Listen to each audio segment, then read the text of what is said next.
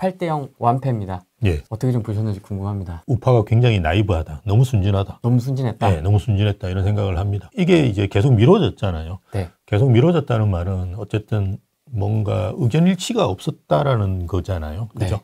근데 그렇게 이제 인용한 날짜가 정해졌다는 거는 그걸 일치시켰다는 말이거든요. 그러니까 그동안 이제 뭐 민주당에서 어떤 일을 했을지는 잘은 모르겠지만 뭔가 열심히 했겠죠.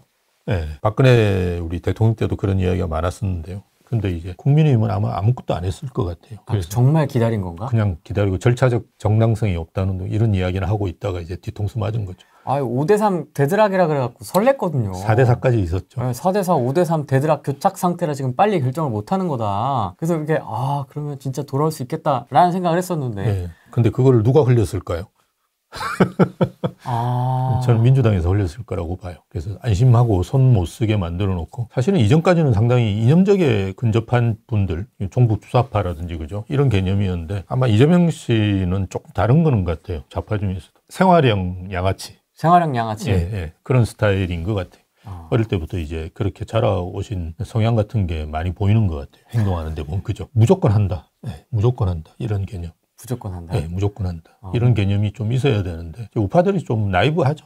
네, 순진한 면이 많습니다. 거의 반 대통령 됐다. 거의 청와대에 왼발 하나 지금 드러났다. 뭐 이런 그렇죠. 얘기도 좀 나오고 있는데. 네, 90% 이상이라고 보는 게 맞겠죠. 이제 민주당 정부가 정말 이제 다가왔으면 눈앞에 이제 네. 어른어른합니다 지금. 맞습니다. 네, 특히 네. 이재명 씨의 지지율은 뭐 48%? 뭐 거의 절반입니다. 이재명 대표가 이제 집권을 하게 되면 부동산 시장에 어떤 영향을 줄까? 이제 이게 아마 주 관심사일 것 같아요. 그렇죠. 예, 그거를 이제 미리 좀 파악하셔가지고 대비할 건 대비하고 그죠. 네. 이게 어차피 대통령 선거가 60일이니까요. 네. 그 전에 이제 많이 움직이시는 게 좋고, 사실은 또 대통령 선거 당선을 되더라도 예전에 이제 문재인 정부 때도 기억해 보시는 분은 아시겠지만 5월 달에 마찬가지로 지금 6월 달이 5월 달에 당선이 됐거든요.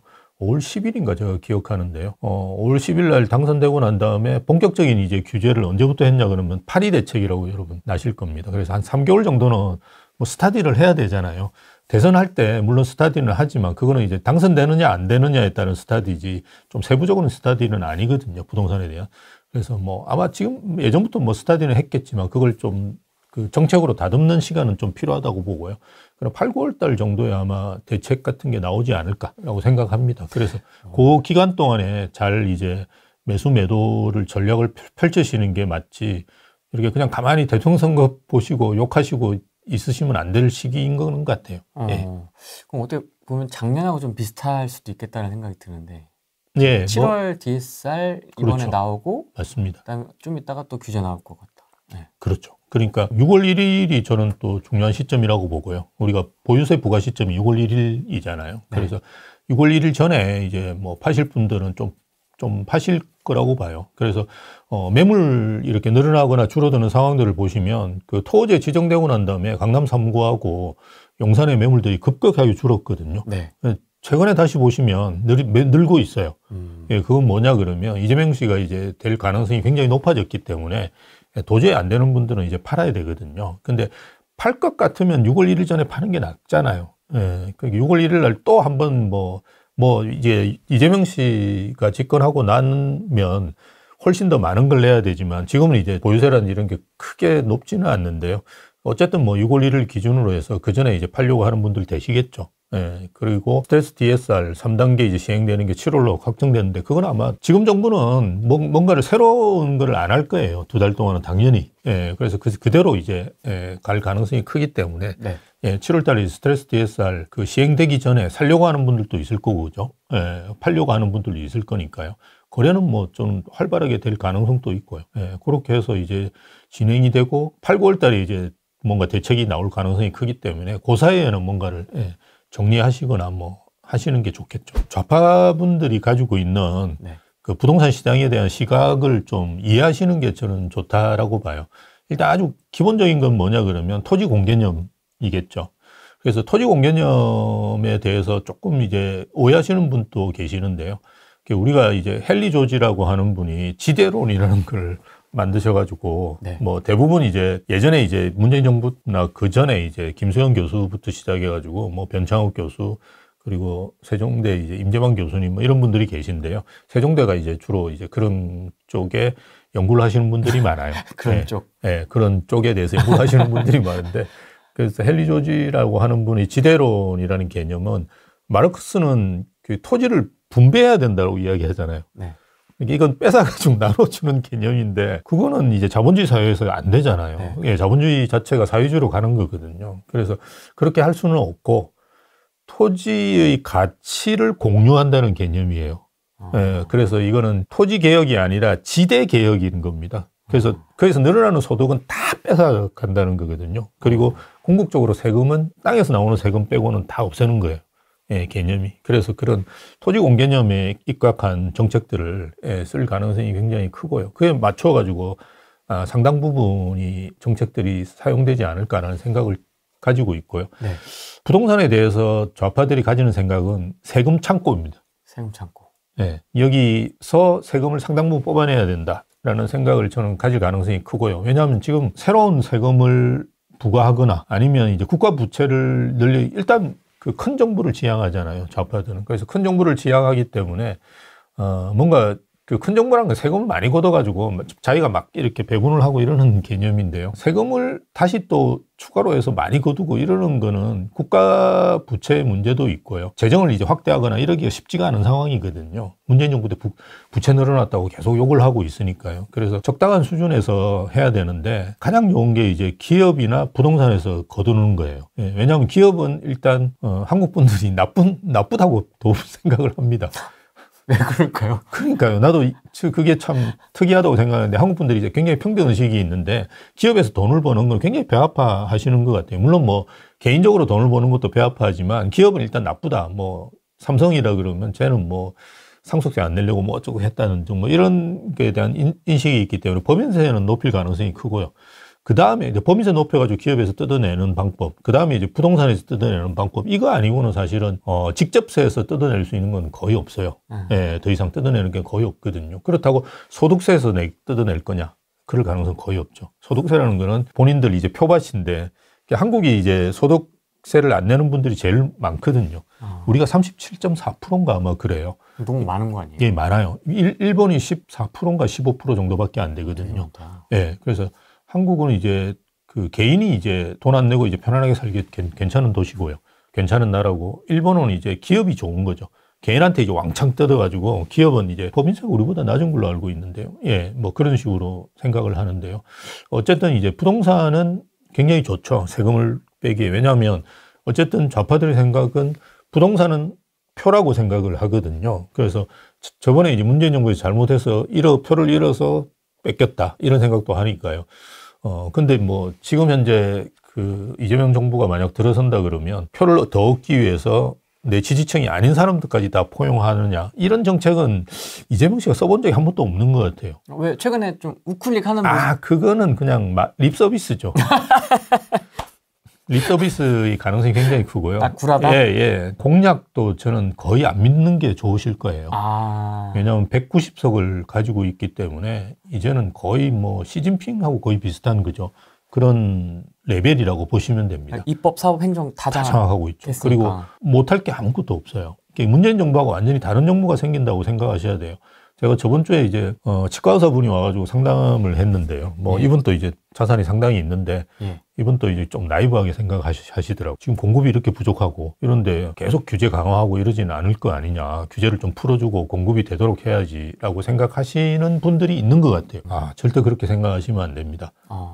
경제가 어떻게 되든 나라가 어떻게 되든 별 관심은 없어요. 좌파들은. 그냥 본인이 목적을 위해서 주변의 영향요인 같은 건 다 무시하고 하는 거거든요. 그러니까 목표를 향해서는 끊임없이 가고 모든 걸 다 격까지 치내면서 가는 게 좌파들의 생각입니다. 이재명의 목표는 뭐예요?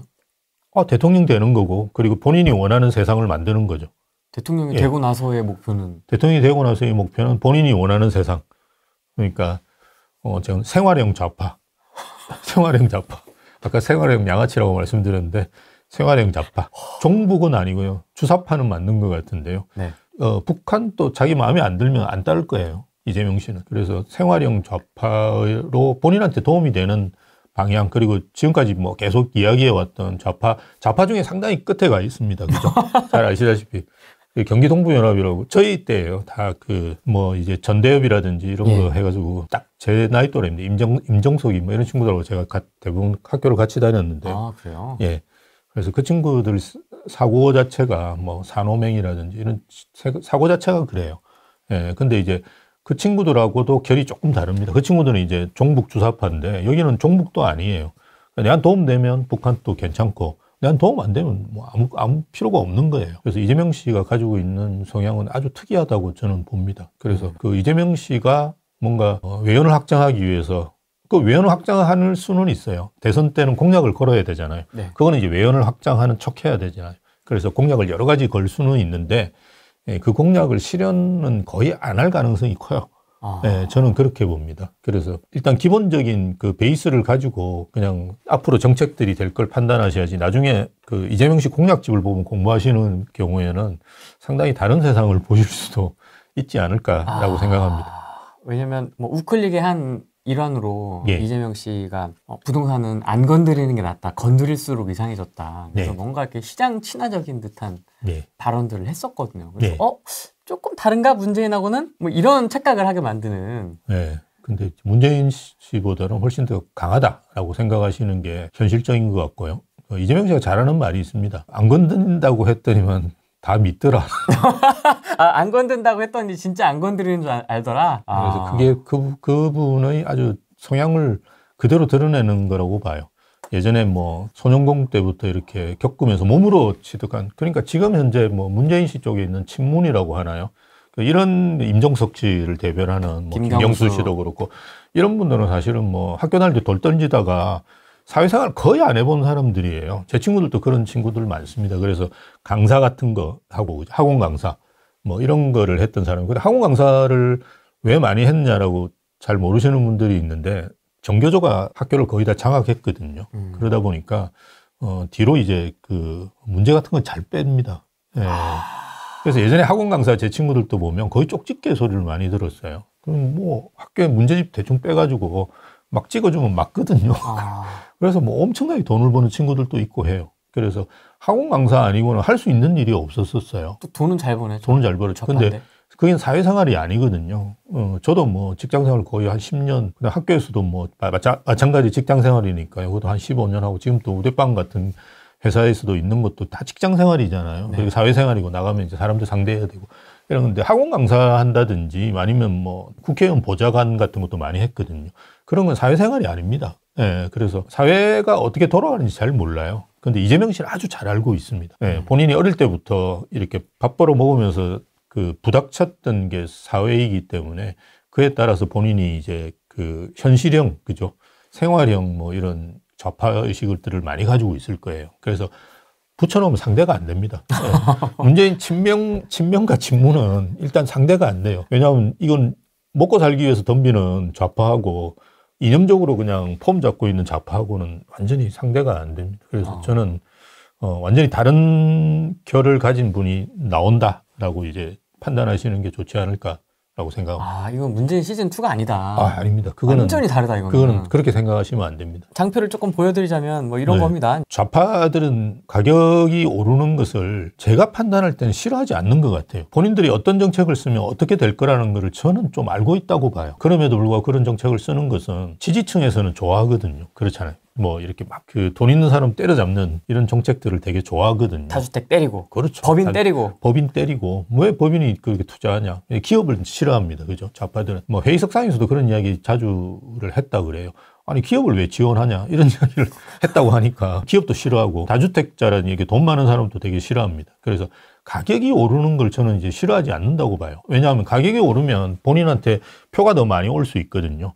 양극화 시켜놓으면 계속 불만이 생기잖아요. 그러니까 돈이 있는 사람들은 불안한 거고요. 돈이 없는 사람들이 불만인 거거든요.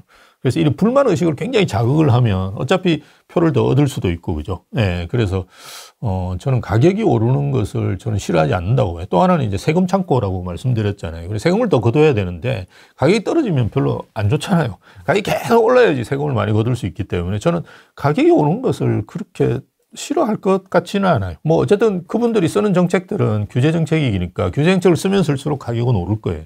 그래서 아마 문재인 정부 때만큼은 아니더라도 그죠. 문재인 정부 때는 사실은 그동안 이제 기저효과라고 해서 뚝 떨어졌잖아요. 그러다가 이제 다시 오르는 거니까. 그런데 이재명 정부가 들어선다 그러면 이게 뭐 상당히 높은 가격에서부터 그죠. 출발하는 거기 때문에 엄청나게 폭등하거나 이러지는 않겠지만 그래도 가격은 꾸준히 오를 거다라고 보시는 게 맞는 것 같아요. 최대한 가지고 가는 게 맞는데 또 세금이 있으니까 또. 예, 뒤에서도 말씀드리겠지만 세팅을 잘 해놓으셔가지고 대부분 월세로 돌리셔야 될 거예요. 본인이 거주하지 않는 주택 같은 경우는 월세로 돌려서 보유세는 다 내신다. 보유세로 이제 일단 본인 운영소득은 다 낸다. 그 다음에 이제 시세 차익을 좀 바라보자.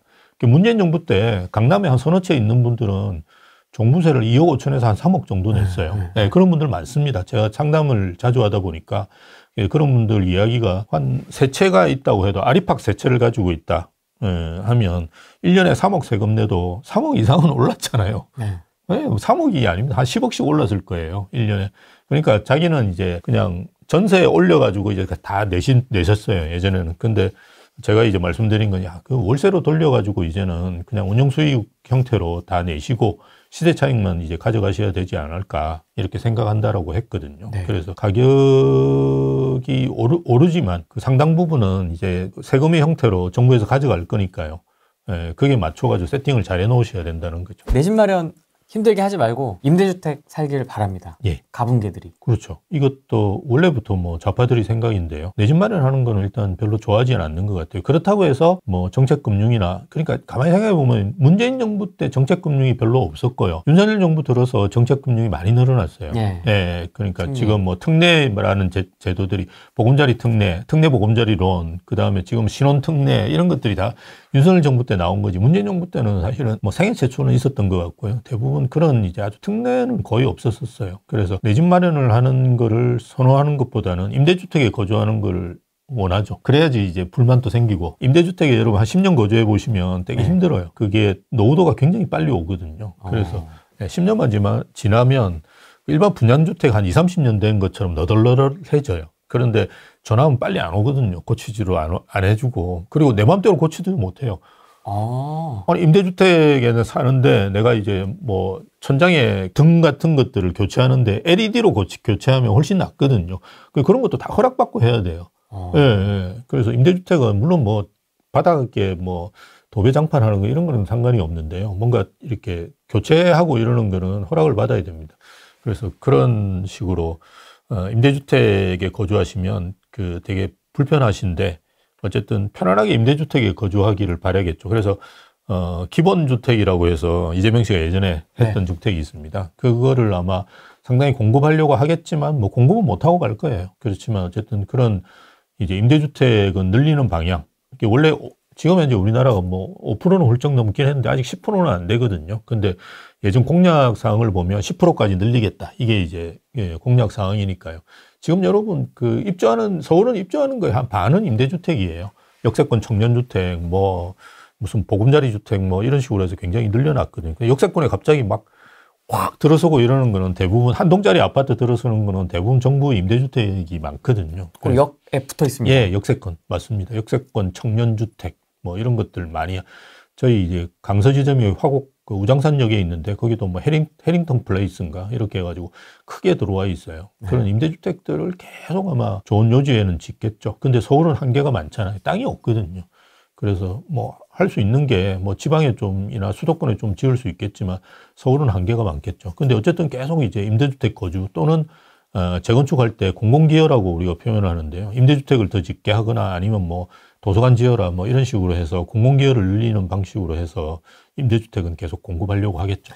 저는 그게 좀 제일 신경 쓰이더라고요. 재개발 재건축할 때 이 임대주택 비율에 대한 걸 굉장히 강화하지 않을까. 예, 그거는 1기 신도시 재건축부터 하지 않을까 저는 그렇게 봐요. 1기 신도시 재건축? 분당이요? 예, 분당부터 아마 지금 분당은 아직 결정된 게 하나도 없어요. 그래서 거기부터 공공기여를 더 빼는 지금 5% 그러니까 대지지분을 5% 내놓는 게 최대의 공공기여거든요.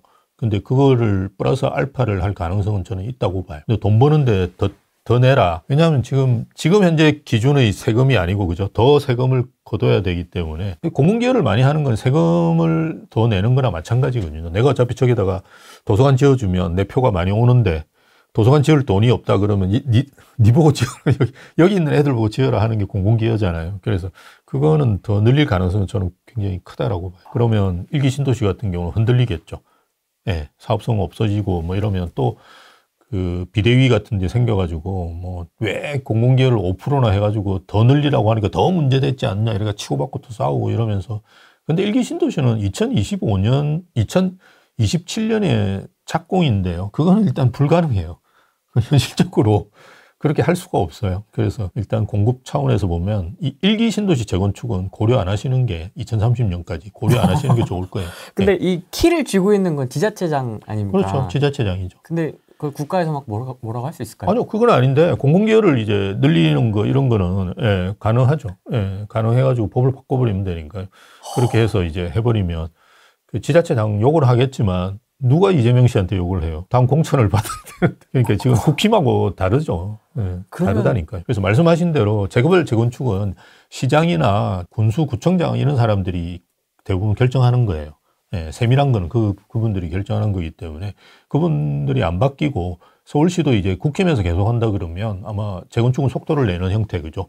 그리고 기존의 전 시장인 뭐 오세훈 시장께서 해놓으신 신통기획이라든지, 그죠? 이런 것들은 그냥 갈 수 있겠지만 만약 민주당으로 바뀐다 이러면 재건축은 서울은 이제 진짜 힘들어질 거예요. 박원순 씨 같은 분이 나올 거니까 뭐 또 한 10년 동안 재건축, 재개발은 거의 건드리지 않겠죠. 인허가 안 내주고 뭐 그냥 벽에다 페인트 칠해라 이렇게 하겠죠. 그리고 말씀하신 대로 일기 신도시 재건축은 지자체장들은 어떻게든 하고 싶어 할 거예요. 당연히 하고 싶어 하고 국회의원들도 분당의 지역구를 가지고 있는데 일기 재건축을 못하게 만들면 떨어지잖아요. 네. 그러니까 뭔가를 하기로 하겠지만 정부 입장에서 볼 때는 그대로 이제 가기는 좀 민주당에서는 안 할 가능성이 있을 거예요. 그래서 할 수 있는 게 공공기여를 더 이제 확보하는 수단인데 그럼 사업성이 무너지거든요. 뭐 너 돈 벌 건데 한 1억 더 내라 하는 거랑 똑같은 거죠. 1억 더 내라 이렇게 이야기하겠죠. 1주택은 용인할 가능성이 크고요. 네. 다주택은 아주 싫어하는 것 같아요. 저희도 상담할 때 그런 말씀을 드리는데요. 네. 주택수를 모으는 게 좋지 않을까 이렇게 이야기를 드리는데요. 뭐 그냥 버티겠습니다 이런 분도 있어요. 예, 그건 뭐 본인들이 사정에 따라서 다르게 결수할 수 있는 건데요. 어쨌든 1주택은 똘똘한 채로 가야 될 거고 당연한 거고요. 그다음 다주택은 아주 조심하셔야 될 가능성이 크죠. 예, 그래서 다주택은 안 좋아하는 이유가 이게 부동산으로 돈을 버는 것 자체를 싫어하는 것 같아요. 자기들은 하지만 아니, 좌파들 생각은 내로남불이에요. 좌파들 생각을 잘 아셔야 될 게 뭐냐 그러면 본인들은 법 위에 있다라고 보통 생각을 많이 해요. 지금 하는 게 똑같잖아요. 그러니까 나는 이제 법 위에 있다. 왜냐하면 나는 이제 윤리적으로 굉장히 고결하다. 우리가 이제 그 미국의 민주당처럼 PC라고 그러죠. Political Rightness, PR입니까? Rightness 뭐 이런 식으로 해서 나는 윤리적으로 자기는 굉장히 뭐 제대로 됐다라고 판단을 해요. 자기가 그렇게 판단을 해요. 판단을 해서 법보다는 자기가 위에 있다라고 판단을 하거든요. 그래서 우리가 볼 때는 내로남불인데 본인들은 괜찮은 거예요. 왜? 난 법 위에 있기 때문에 뭐 내 정도 하는 건 괜찮다. 옛날에 왕이 뭐 사람 죽이는 게 문제 없잖아요. 왕은 사람을 죽일 수 있는 거예요. 그런 생각을 가지고 있어요. 가만히 보면 조금 전제군주 스타일이기도 한데요. 어쨌든 법 위에 있다는 생각을 많이 해요. 윤리적으로 나는 올바르다. 그래서 이렇게 하면 된다. 이런 주의거든요. 미국의 민주당도 비슷한 친구들이 많아요. 보면 뭐 사람의 인권은 보호해줘야 되기 때문에 범죄자의 인권도 보호해줘야 된다. 이게 이제 기본적인 생각이거든요. 그리고 뭐 트랜스젠더 금복은 얘 해달라는 다 해줘야 된다. 이런 개념입니다. 근데 우리가 우파들은 그렇지는 않죠. 이게 뭐 생물학적인 성이라는 건 명확하다고 생각하고 법을 어기는 나쁜 놈이다라는 게 기본적인 생각이거든요. 나쁜 놈은 좀 구박해도 된다는 게 기본적인 생각인데 좌파들은 전혀 그런 생각 안 합니다. 그래서 우리는 윤리적으로 우위에 있기 때문에 그렇게 생각합니다. 그래서 나는 돈 벌어도 되는데 내 말고 다른 놈은 돈 벌면 안 된다. 이런 생각을 가지고 있는 게 부동산으로 돈 벌면 안 된다. 이런 생각을 가지고 있습니다. 그래서 너무 앞뒤가 안 맞는 것 같습니다. 네, 그러니까 우리가 볼 때는 내로남불인데 이 친구들은 그 내로남불은 아니고요. 자기는 법 위에 있다라고 생각해요. 요번에 뭐 헌법재판소 이렇게 한 것, 마사지 한 것도 마찬가지거든요. 내가 이제 당선되는 거는 진리이기 때문에 뭐 옆에 조금의 뭔가 문제가 되는 것들은 뭐 사소한 거다라고 판단을 하는 거죠. 그런 생각을 가지고 있기 때문에 보면 이상한데 이게 좌파를 알고 나면 이해가 되실 부분들이 많아요. 근데 국민의 절반이 지지하는데요? 절반 중에 제정신이 아닌 사람들이 많긴 한데요. 뭐가 뭔지를 몰라서 지지하는 분들이 많아요. 보면 많긴 한데요. 뭐 어쨌든 이를테면 이런 거잖아요. 내가 일 안 해도 잘 먹고 잘 살 수 있도록 만들어주겠습니다. 이 말이 너무 좋잖아요. 기본소득. 그러니까요. 그런 말들을 하면 혹하는 사람들이 반 이상이 될 수밖에 없어요. 그거는 어느 사회나 마찬가지였고요. 뭐 모든 걸 다 장악할 수 있죠. 언론도 장악하고 뭐 다 장악할 수 있기 때문에 모든 분들이 다 잘 먹고 잘 살 수 있는 세상을, 일 안 해도 잘 먹고 잘 살 수 있는 세상을 만들어주겠다. 이 말 자체가 너무 이제 강력해요. 이걸 할 수가 없어요. 그게 어떻게 가능한 거죠? 일 안 하고 어떻게 잘 먹고 잘 사는 거죠? 뭐 일단 잘 먹고 잘 살지를 못하는데, 그러니까 이 공약이에요. 빌공짜의 공약입니다. 아. 네, 근데 그냥 이렇게 뿌리는 거예요. 그냥 뿌려가지고 그러려니 생각해서 내한테 표 찍어라. 그러면 내가 너를 위한 정책을 펼치겠다. 이러는데 그 너를 위한 정책이라는 것이 가난한 사람을 더 가난하게 만드는 거거든요. 양극화 시켜가지고 서로 싸우게 만들어가지고 내 표는 확실하게 30% 40%를 가지고 나머지 이게 중도층도 헷갈리는 친구들을 계속 꼬셔가지고 데리고 오는 거잖아요. 이제 그런 정책을 쓰는 거기 때문에 우리가 생각할 때는 좀 이상하긴 한데 포퓰리스트로 입장에서 볼 때는 제대로 하고 있는 거죠. 표를 많이 확보할 수 있는 전략을 쓰는 거죠. 25만 원씩 준다는데요?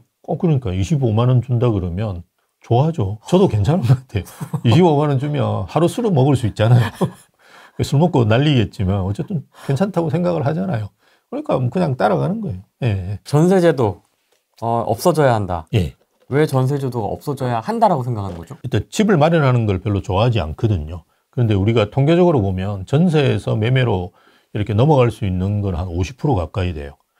전세가 특히나 내가 자기 자본일 경우에는 전세에서 매매로 넘어가는 게 아주 쉬워요, 사실은. 그렇잖아요. 한 60%, 지방은 60, 70%고 서울도 한 5, 60%는 되거든요. 그러면 특히나 이제 저금 평수 같은 경우는 전세가율이 높거든요. 그래서 몇 억만 더 보태면 매매로 넘어가는데 그거는 뭡니까? 대출 받으면 그냥 바로 갈 수 있잖아요. 그래서 전세를 없애버리면 월세가 있으면 월세라서 매매로 넘어가는 비중은 한 10%밖에 안 돼요. 그러니까 내 집 마련을 굉장히 어렵게 만들 수 있거든요. 그래서 제가 볼 때 전세를 싫어하는 것 같아요.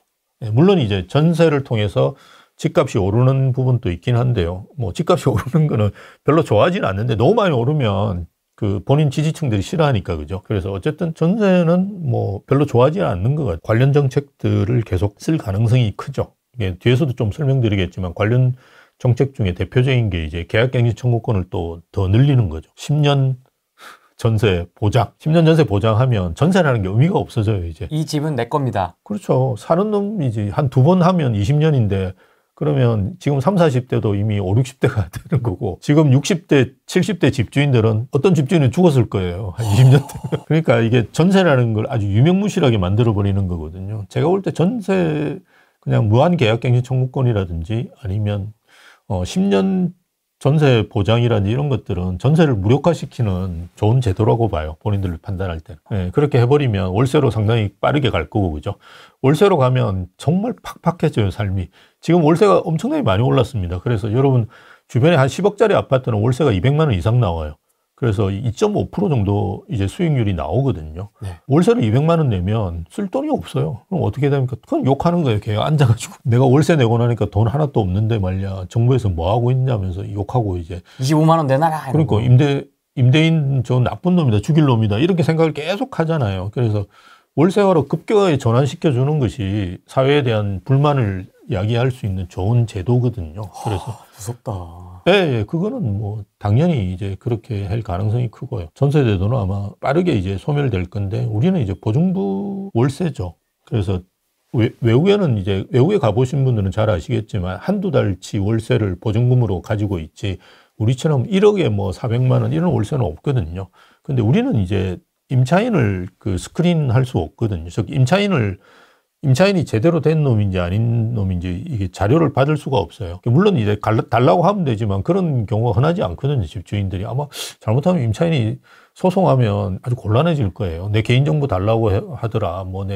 내한테 전세나 월세를 안 주기 위해서 뭐 괴롭히더라. 이렇게 해버리면 또 뭐 이상한 법에 걸어가지고 또 될 수도 있으니까요. 그렇죠. 반대로 집주인 걸 막 다 내놓잖아요. 그렇죠. 우리는 집주인 걸 다 내놓는 거니. 외국에는 집주인은 안 내놔요. 아무것도. 내놓을 이유가 없죠. 월세니까. 한두 달 치니까 한두 달치 있는 거는 한두 달만 더 살면 끝인데 뭐하러 월세를 그렇게 해요. 그래서 전혀 집주인에 대한 스크린ing은 없어요. 대신에 임차인은 아주 철저하게 봅니다.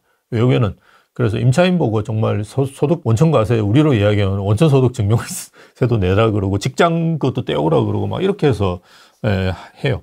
근데 우리는 기본적으로 임차인 스크린 제도가 없기 때문에 뭐 보증금은 상당히 가지고 있어야 돼요. 300만 원이다 그러면 2년치, 이제 4년치라고 한다 그러면 1억 넘겠죠. 그죠? 한 1억 5천이나 2억 정도 되는 보증부 월세로 이제 가겠죠. 예, 그런 식으로 이제 월세 제도가 우리에 맞는 월세 제도로 바뀌겠지만 어쨌든 월세로 빠르게 가지 않을까 그렇게 보죠. 갈라치기. 예, 양극화되는 거를 좋아하죠. 네. 그래서 집값이 많이 오르고 이러는 거를 저는 싫어하지 않는 것 같아요. 그리고 밑에 소위에서 하위 20%의 아파트 가격과 상위 20%의 아파트 가격이 지금도 계속 벌어지거든요. 그건 윤석열 정부 들어가지고 규제 완화를 한 게 없다 보니까 네. 사실은 문재인 정부 시즌2는 저 윤석열 정부에 가깝다고 봐요. 그 다음에 이제 이재명 정부는 이제 시즌1이 새로 시작하는 건데요. 네.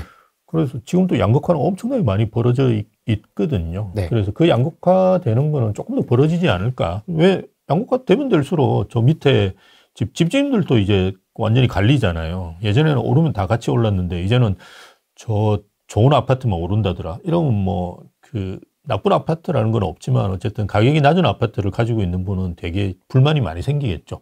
예, 그러면서 자기 편으로 많이 들어오겠죠. 예, 그래서 양극화 되는 것도 저는 좋아하는 것 같아요. 예, 뭐 양극화를 해소하기 위해서 뭐 이것 한다 저것 한다 했지만 제가 볼 때 그런 정책을 해서 양극화는 해소되지 않거든요. 그런데 계속 오히려 조정하는 것 같은 느낌이 들어요. 예, 그래서 양극화되는 방향으로는 계속 가지 않을까. 그래서 부동산은 표를 얻는데 제일 중요한 정책 수단이라는 생각을 좌파들은 많이 가지고 있는 것 같아요. 예, 그걸 일단 기본적으로 가지고 일단 정책이 어떻게 바뀔지, 그다음 시장이 어떻게 변화될지 이런 것들을 좀 네. 확인하고 판단하시는 게 좋을 것 같아요. 저도 이제 찜찜합니다. 두렵지는 않은데 네. 알면 두렵지는 않은데요. 좀 찜찜하죠. 이 친구 되는 것 자체가. 이 친구. 아니 저하고 연배가 비슷하니까. 저보다 한 살 많죠. 그래요? 64년생이니까. 지난 거를 한번 정리를 예. 해오신 것 같은데 예. 1번부터 11번까지 걸을 타선이 없네? 예. 다 깝깝한데요? 일단 취득세 중과 취득세 중과는 당연히 지금도 협의를 안 해주는 상태에서 그죠. 이걸 뭐 유지할 깎아주겠어? 겁니다. 예, 8% 12%는 뭐 그냥 간다고 생각하셔야 되고요. 근데 이제 투기과열지구라든지 이런 지역이 그죠. 두 채만 해도 이제 8%거든요. 네. 그래서 투기과열지구는 뒤에서 설명드리기에는 조금 늘어날 거예요. 예, 그래서 그런 걸 생각하셔가지고 취득세 중과가 유지되는 거를 좀 고려하셔야 될 것 같아요. 그래서 일단 늘리는 거는 뭐 되게 조심하시는 것이 좋을 것 같아요. 보유세 인상은 당연히 될 거고요. 지금 현재는 저희가 공시가 현실화를 멈췄죠. 네. 그래서 지금 현재 공동주택은 69% 수준이거든요. 69%. 이걸 이제 90%까지 올리는 로드맵을 옛날에 문재인 정부에서 했죠. 네. 예, 그래서 공시가는 원래 현실화하지 않기 위해서 만든 거예요. 그래서 공시가 현실화란 말 자체는 그냥 말도 안 되는 말이에요. 그런데도 어쨌든 뭐 현실화시킬 가능성이 있겠죠. 그래서 로드맵대로 이렇게 밟아 나가면 집값은 떨어져도 이제 우리가 보유세는 더 내야 되는 이런 상황들이 닥칠 겁니다. 그래서 공시가 현실화는 다시 이제 로드맵을 가동시키지 않을까. 그리고 공정시장 가액 비율이라고 하는 게 지금 아마 60% 정도 수준인데요. 이것도 뭐 본인은 70%, 80% 이렇게 올릴 거예요. 그래서 보유세는 집 한 채 가지신 분들도 한 3배에서 5배 오른다라고 생각하시면 됩니다. 그래서 그게 맞춰가지고 그걸 세팅을 잘 해 놓으셔야 돼요. 다주택자분들은 보유세가 상당히 오를 겁니다. 문재인 정부 때 한 3억씩 내신 분들 많거든요. 강남에. 네. 뭐 그렇게 다시 낸다.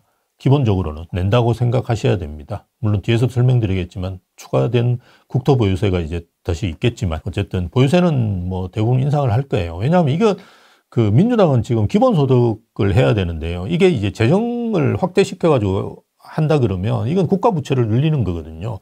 근데 국가부채는 이제 계속 그냥 우리만 발표하는 게 아니고요. OECD에서 발표하고 IMF 이런 데서 발표를 합니다. 그럼 국가부채가 계속 급격하게 늘어난다. 이거는 좀 본인도 부담되거든요. 그죠? 그러면 뭐에서 받을 거냐? 뭐 이런 보유세 같은 거 인상해가지고 땡겨가지고 좀 기본소득으로 쓰고 그죠? 그렇게 되지 않겠습니까? 기본소득 안 받을 테니까 이거 국토보유세 안 거두면 안 돼요?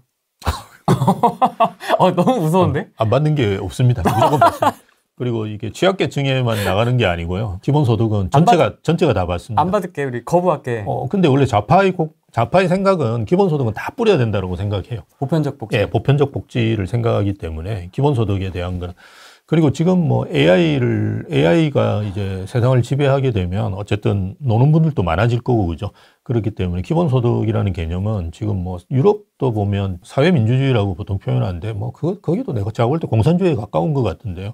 그런 나라들이 꽤 있습니다. 아시다시피. 그런 나라에서는 벌써부터 이제 그 이야기를 많이 하거든요. 그래서 그런 여러 가지 뜻들 뭐 하면서 이게 보유세 인상은 할 거고, 근데 인상이라 하긴 그렇고요.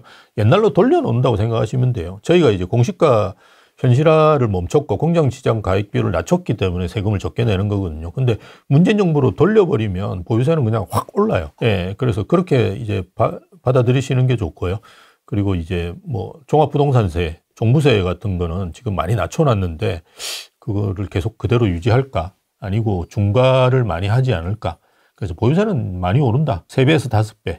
지금 여러분이 받는 세금 고지서의 한 3배에서 5배 정도 이렇게 생각하시는 게 이게 편하실 거예요. 양도세도 이제 중과를 할 겁니다. 이게 아시다시피 5월 9일까지로 유예가 되어 있거든요. 네. 예, 근데 아마 계속 유예시키지는 않을 거고요. 25년 5월 9일이 아니고요. 내년, 26일입니다. 내년까지. 예, 뭐 제가 잘못 썼는데 26년 5월 9일까지 양도세 중과는 유예시켜 놨어요. 이걸 땡길 수는 있어요. 집권하자마자 뭐 6월 9일부터 실시 이렇게 해도 아무 상관이 없어요. 이건 법을 바꾸는 게 아니기 때문에 양도세 중과를 그냥 해버리면 그만이에요. 근데 안 그래도 이재명 씨 싫어하는데 처음부터 그렇게 할 것 같지는 않고요. 저는 그냥 두지 않을까라는 생각을 해요. 저도 이제 굉장히 순진한 생각일지는 모르겠는데요. 그냥 5월 9일까지는 그냥, 왜냐하면 예전에 이제 공약 사항에도 양도세 중과를 1년간 한시적으로 배제한다는 게 있긴 했었어요. 왜냐하면 그때 이제 집을 팔아라. 왜냐면 계속 오르고 있으니까 집을 그때 팔게 만들면 가격이 이제 떨어질 수 있으니까. 예, 그래서 그런 이야기를 한번 한 적이 있어요. 공약 사항에도 있어요. 그래서 양도세 중과를 뭐 5월 9일까지, 내년 5월 9일까지 유예시켜 놨는데, 네. 그걸 굳이 또 땡겨가지고, 그죠? 예, 이렇게 하지 않고 그냥 그대로 가지 않을까. 그러면 이제 양도세 중과는 되는 거죠. 근데 아까 말씀드렸듯이 양도세가 중과되는 거는 투기과열지구 뿐만이 아니라 이제는 전체로 다 가는 거예요. 그죠? 양도세 중과가. 그래서 두 채, 세 채 가지시면 지금은 이제 투기과열지구에만 양도세가 중과됐고 했는데요. 그게 이제 배제되는 건데요. 하여튼 다 가지고 계신 부분에서 양도세 중과가 간다. 지방주택 하나도 마찬가지다라고 생각하셔야 될 거예요. 채수로? 예. 저는 이제 규제지역은 확대되지 않을까. 이거는 되게 예상됩니다. 예상됩니다. 왜냐하면 지금 정부도 뭐 비슷하게 생각했는데요.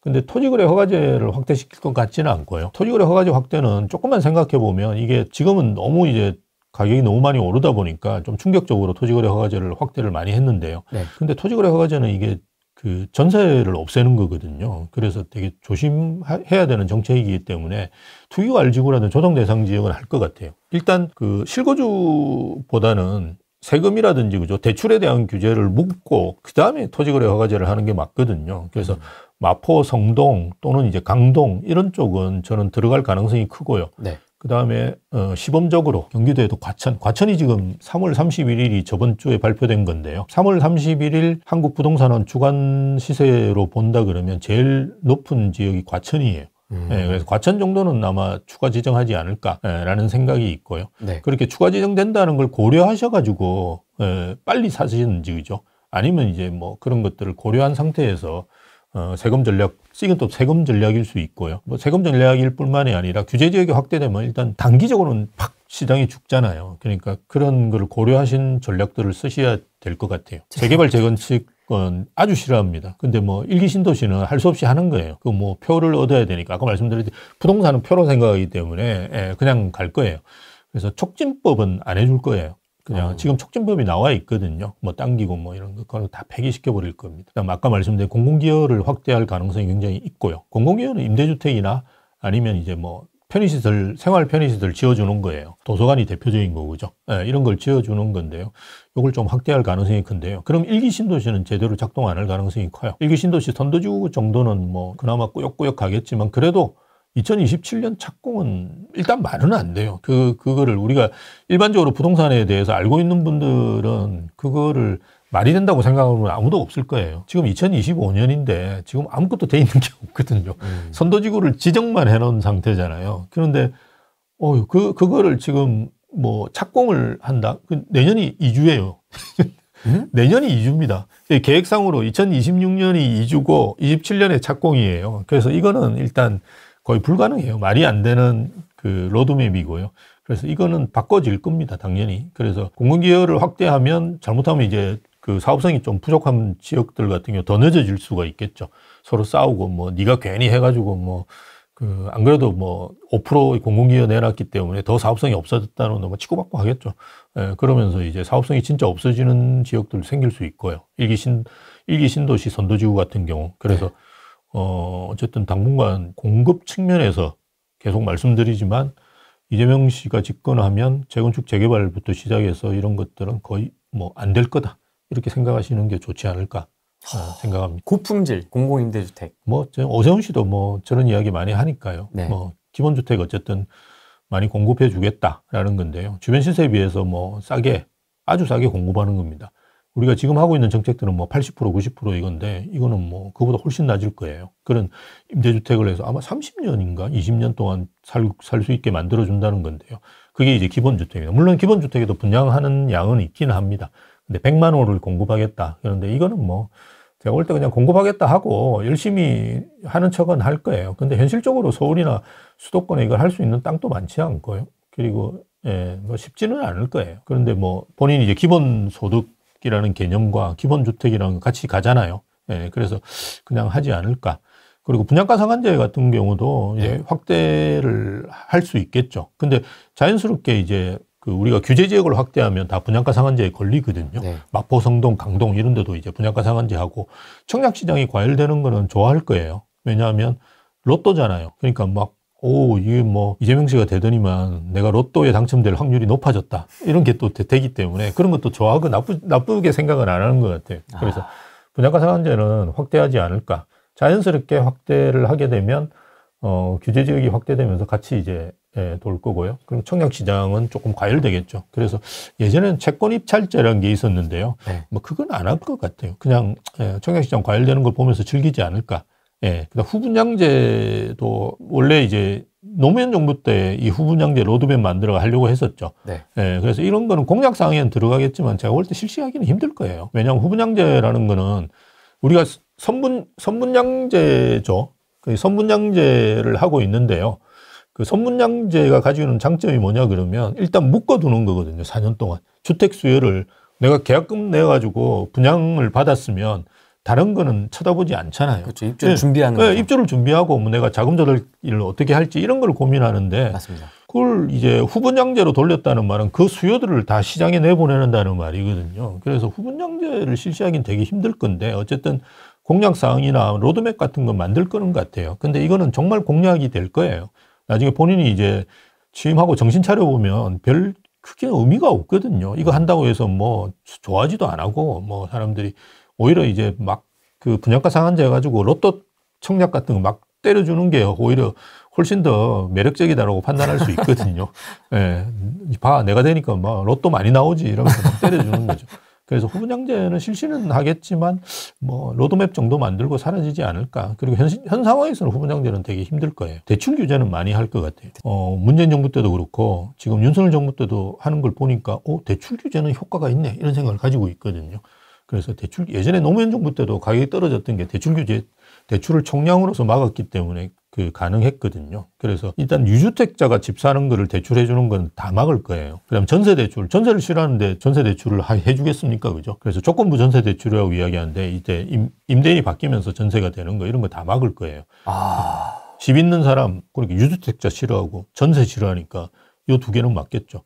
그리고 문재인 정부 때 나왔던 고가주택에 대한 대출 규제 같은 것도 나올 가능성은 저는 있다고 봐요. 15억이었나요? 옛날에 15억이었는데 지금 올랐으니까 20억 정도 하겠죠. 그러니까 딱 그 오르는 아파트들이 가격이 20억이거든요. 그래서 20억 이상에 대해서는 대출을 안 해준다 이런 거 나올 수 있어요. 그럼 또 좋아하거든요. 지지층은. 지지층은 좋아하고 20억 이상 아파트는 더 오르죠. 그러면 또 불만을 쏟아내면 또 무슨 정책 쓰고 이렇게 할 가능성이 있죠. 그래서 고가주택에 대한 대출 규제를 할 가능성이 저는 있을 거라고 봐요.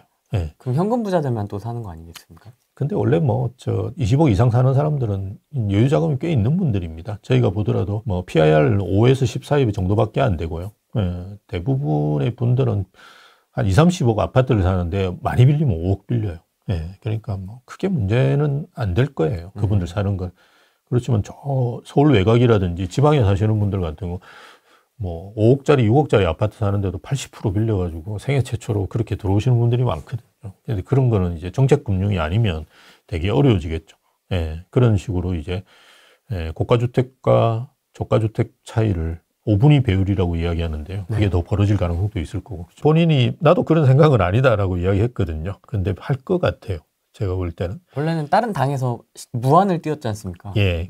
근데 뭐 거기 동의한 사람이 대부분 민주당이에요. 그걸 발의한 사람이 정의당이고요. 동의한 대부분이 민주당이고, 민주당이 예전에 임대차 입법 통과시킬 때 무한 이야기가 나왔었어요. 지금 현재도 인식은 뭐냐 그러면 전세 사는 분들이 너무 3점 몇 년인가 밖에 안 되거든요. 그냥 계신. 근데 그걸 오해를 하고 있는 것 같아요. 전세 살다가 내가 매매로 넘어가도 전세가 줄어들잖아요, 기간이. 그래서 그런 분들이 되게 많거든요. 전세 살다가 다시 매매로 넘어가시고 이런 분들이 많은데, 어쨌든 본인들이 볼 때는 3점 몇 년밖에 안 돼? 전세 사는 사람들이, 야, 이거 뭐야? 주거가 보장이 안 되잖아. 집주인이 쫓아내는구나. 그러니까 6년으로 해야지 이제 그럼 한 5점 몇 년 되겠지. 이렇게 생각하죠.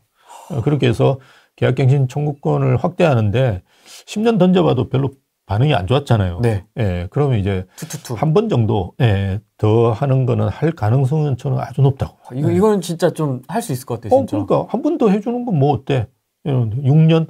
6년씩 막 8년씩 이렇게 되면 이제 전세는 별로 의미가 없어요. 이렇게 스며드는 거죠, 점차. 그렇죠. 4년 2+2 했으니까 그렇죠. 좀 몇 년 지났으니까 2+2로 하고 그 다음에 이제 8년, 10년, 그 다음에 이제 무한이 되겠죠. 그러니까 문재인 정부 때도 우리가 많이 경험했잖아요. 이거 툭 던지면 반응 보고 그렇죠. 이거는 좀 위험하네. 아닌갑네 하고 표 걷고. 떨어지겠네? 이러면 걷고, 또 툭 던지고, 또 표 떨어질 것 같으면 걷고, 그 다음 대충 한 번 더 하면 무한갱신 청구권까지 들었기 때문에 한 번 더 하는 건 견뎌보자. 이렇게 생각하는 분들이 꽤 늘어날 수 있거든요. 여러분 네. 밀리면 안 됩니다. 네. 투투투도 안 됩니다. 그러니까요. 6년은 없어요, 세계에서. 그리고 우리가 잘못 알고 있는 게 외국에도 한 3, 4년 정도는 계약갱신 청구권을 쓰게 돼 있는데요. 다 1년 단위로 계약하잖아요. 외국은 다 월세기 때문에 2년 계약이 없습니다. 우리하고 같이. 그러니까 우리는 임대차 보호법을 이전 만들고 놓고 그게 이제 1년이기 때문에 2년을 처음에 만든 거거든요. 제가 처음에 서울 와가지고 집 구할 때는 6개월이었어요. 임대차 보호법이. 그러니까 이게 늘어가지고 이게 4년이 됐는데요. 우리는 1년 단위가 아니라 2년 단위이기 때문에 이거 올리기가 정말 어렵거든요. 외국에는 이제 1년 단위로 임대차 계약을 하기 때문에 5%라도 꽤 올릴 수 있습니다. 여러분, 월세를 5% 올리는 건 쉽지 않아요. 지금 현재 우리가 임대사업 하시는 분들이 오피스텔 지금 60만 원인데요.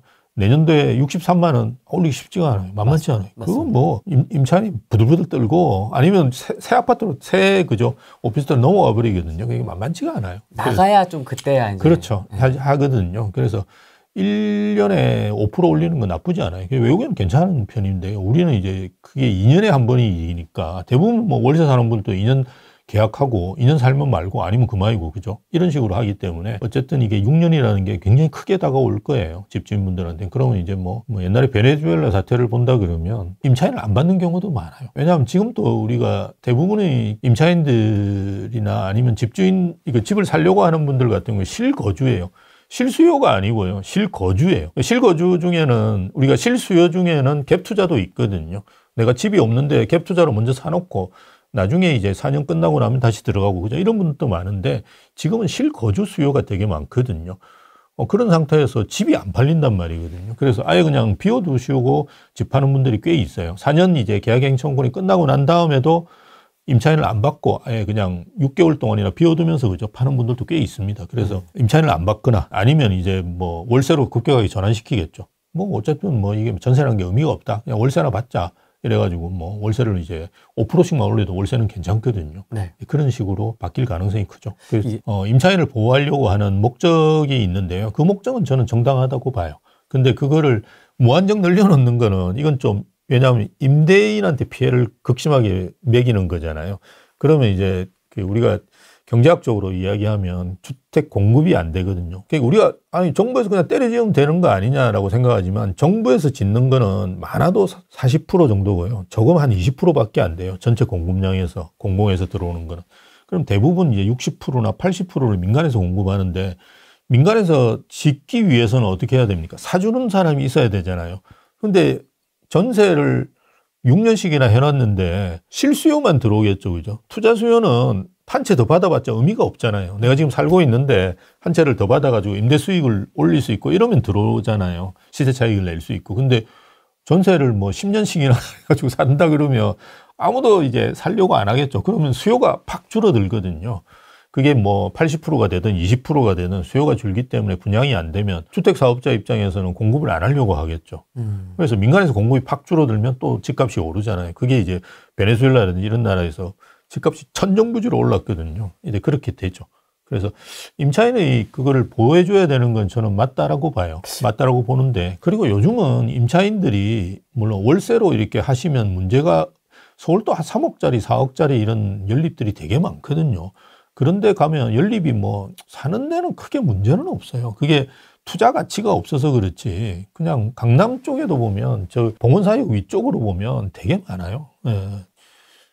그런데 사시면 문제가 없거든요. 그런데 그냥 단순한 이제 통계로 본다 그러면 임차인들이 그 주거권을 침해당하고 있다라고 이제 볼 수 있는 통계들이 있으니까요. 그걸 가지고 이제 자꾸 늘리려고 하는 건데, 그거는 좀 과하다고 생각하죠. 4년이 저는 거의 맥시멈이라고 생각하는데, 그렇게 안 생각할 수가 있겠죠. 그래서 계속 늘려가지고 전세 갱신을 확대할 수는 있겠죠. 대신에 이제 공급 부족이라든지 여러 가지 문제가 발생할 건데, 그건 생각을 안 하거든요. 민주당에서는 임대차 입법할 때 아무 생각 없이 했어요.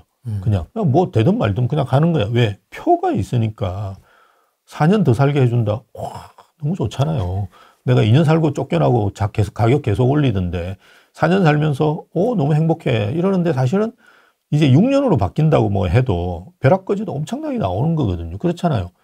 민주당 기간 동안에 집값이 오를 거라고 대부분 예상하니까요.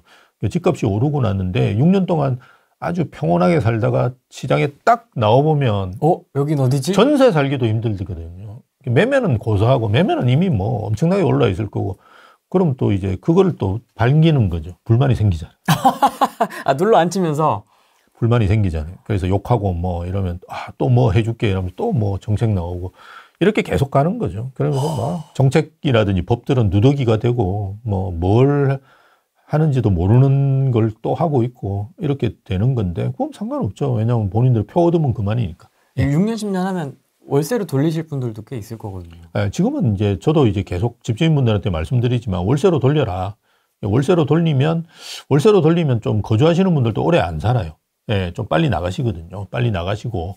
월세는 일단 부담이 크잖아요. 이게 300, 400 이렇게 되거든요. 서울에 어지간한 데는 그 개포동에 이제 뭐 20평대 아파트가 지금은 25억 하지만 올 초만 하더라도 20억도 안 됐거든요. 20억 정도 되는 개포동의 신축 아파트가 400, 450 이렇게 월세가 나와요. 근데 그게 이제 조금만 자기 직장이 삐걱삐걱거리고 이러면 내기가 힘들거든요. 그러면 빨리 그만두고 또 나가요. 그러니까 이거는 전세는 이제 평온하게 자기가 4년, 6년씩 막 거주할 수 있거든요. 왜? 이렇게 모노를 이렇게 만들어 놓으면 뭐 계속 살아도 상관이 없잖아요. 난 일단 평온한데 그 민주당 지지하는 분들도 별 생각이 없거든요. 그래서 6년 지나서 어떤 세상이 올지를 본인 희망회로만 계속 돌리고 있는 거거든요. 그래서 나와보면 뭐 그때서야 느끼지만 그동안은 이제 편안하게 살 수 있는 게, 사람은 일단 앉으면 눕고 싶고 누우면 자고 싶은 게 사람의 심정입니다. 그래서 편안한 걸 더 즐기거든요. 그래서 전세를 오래 살다 그러면 뭐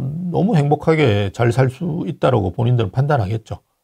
근데 월세로 사는 거는 이게 손바뀜이 많을 수밖에 없어요. 내는 금액 자체가 지금은 이제 전세를 월세로 돌린 거로 내기 때문에 2.5%거든요. 네. 그래서 우리도 굉장히 가까이 가 있어요. 근데 앞으로는 이제 매매를 월세로 돌리는 대로 가겠죠. 계속 오를 거예요, 월세는. 그래서 매매를 월세로 돌리는 거 가면 이제 20억짜리가 600만 원씩 막 이렇게 내야 되거든요.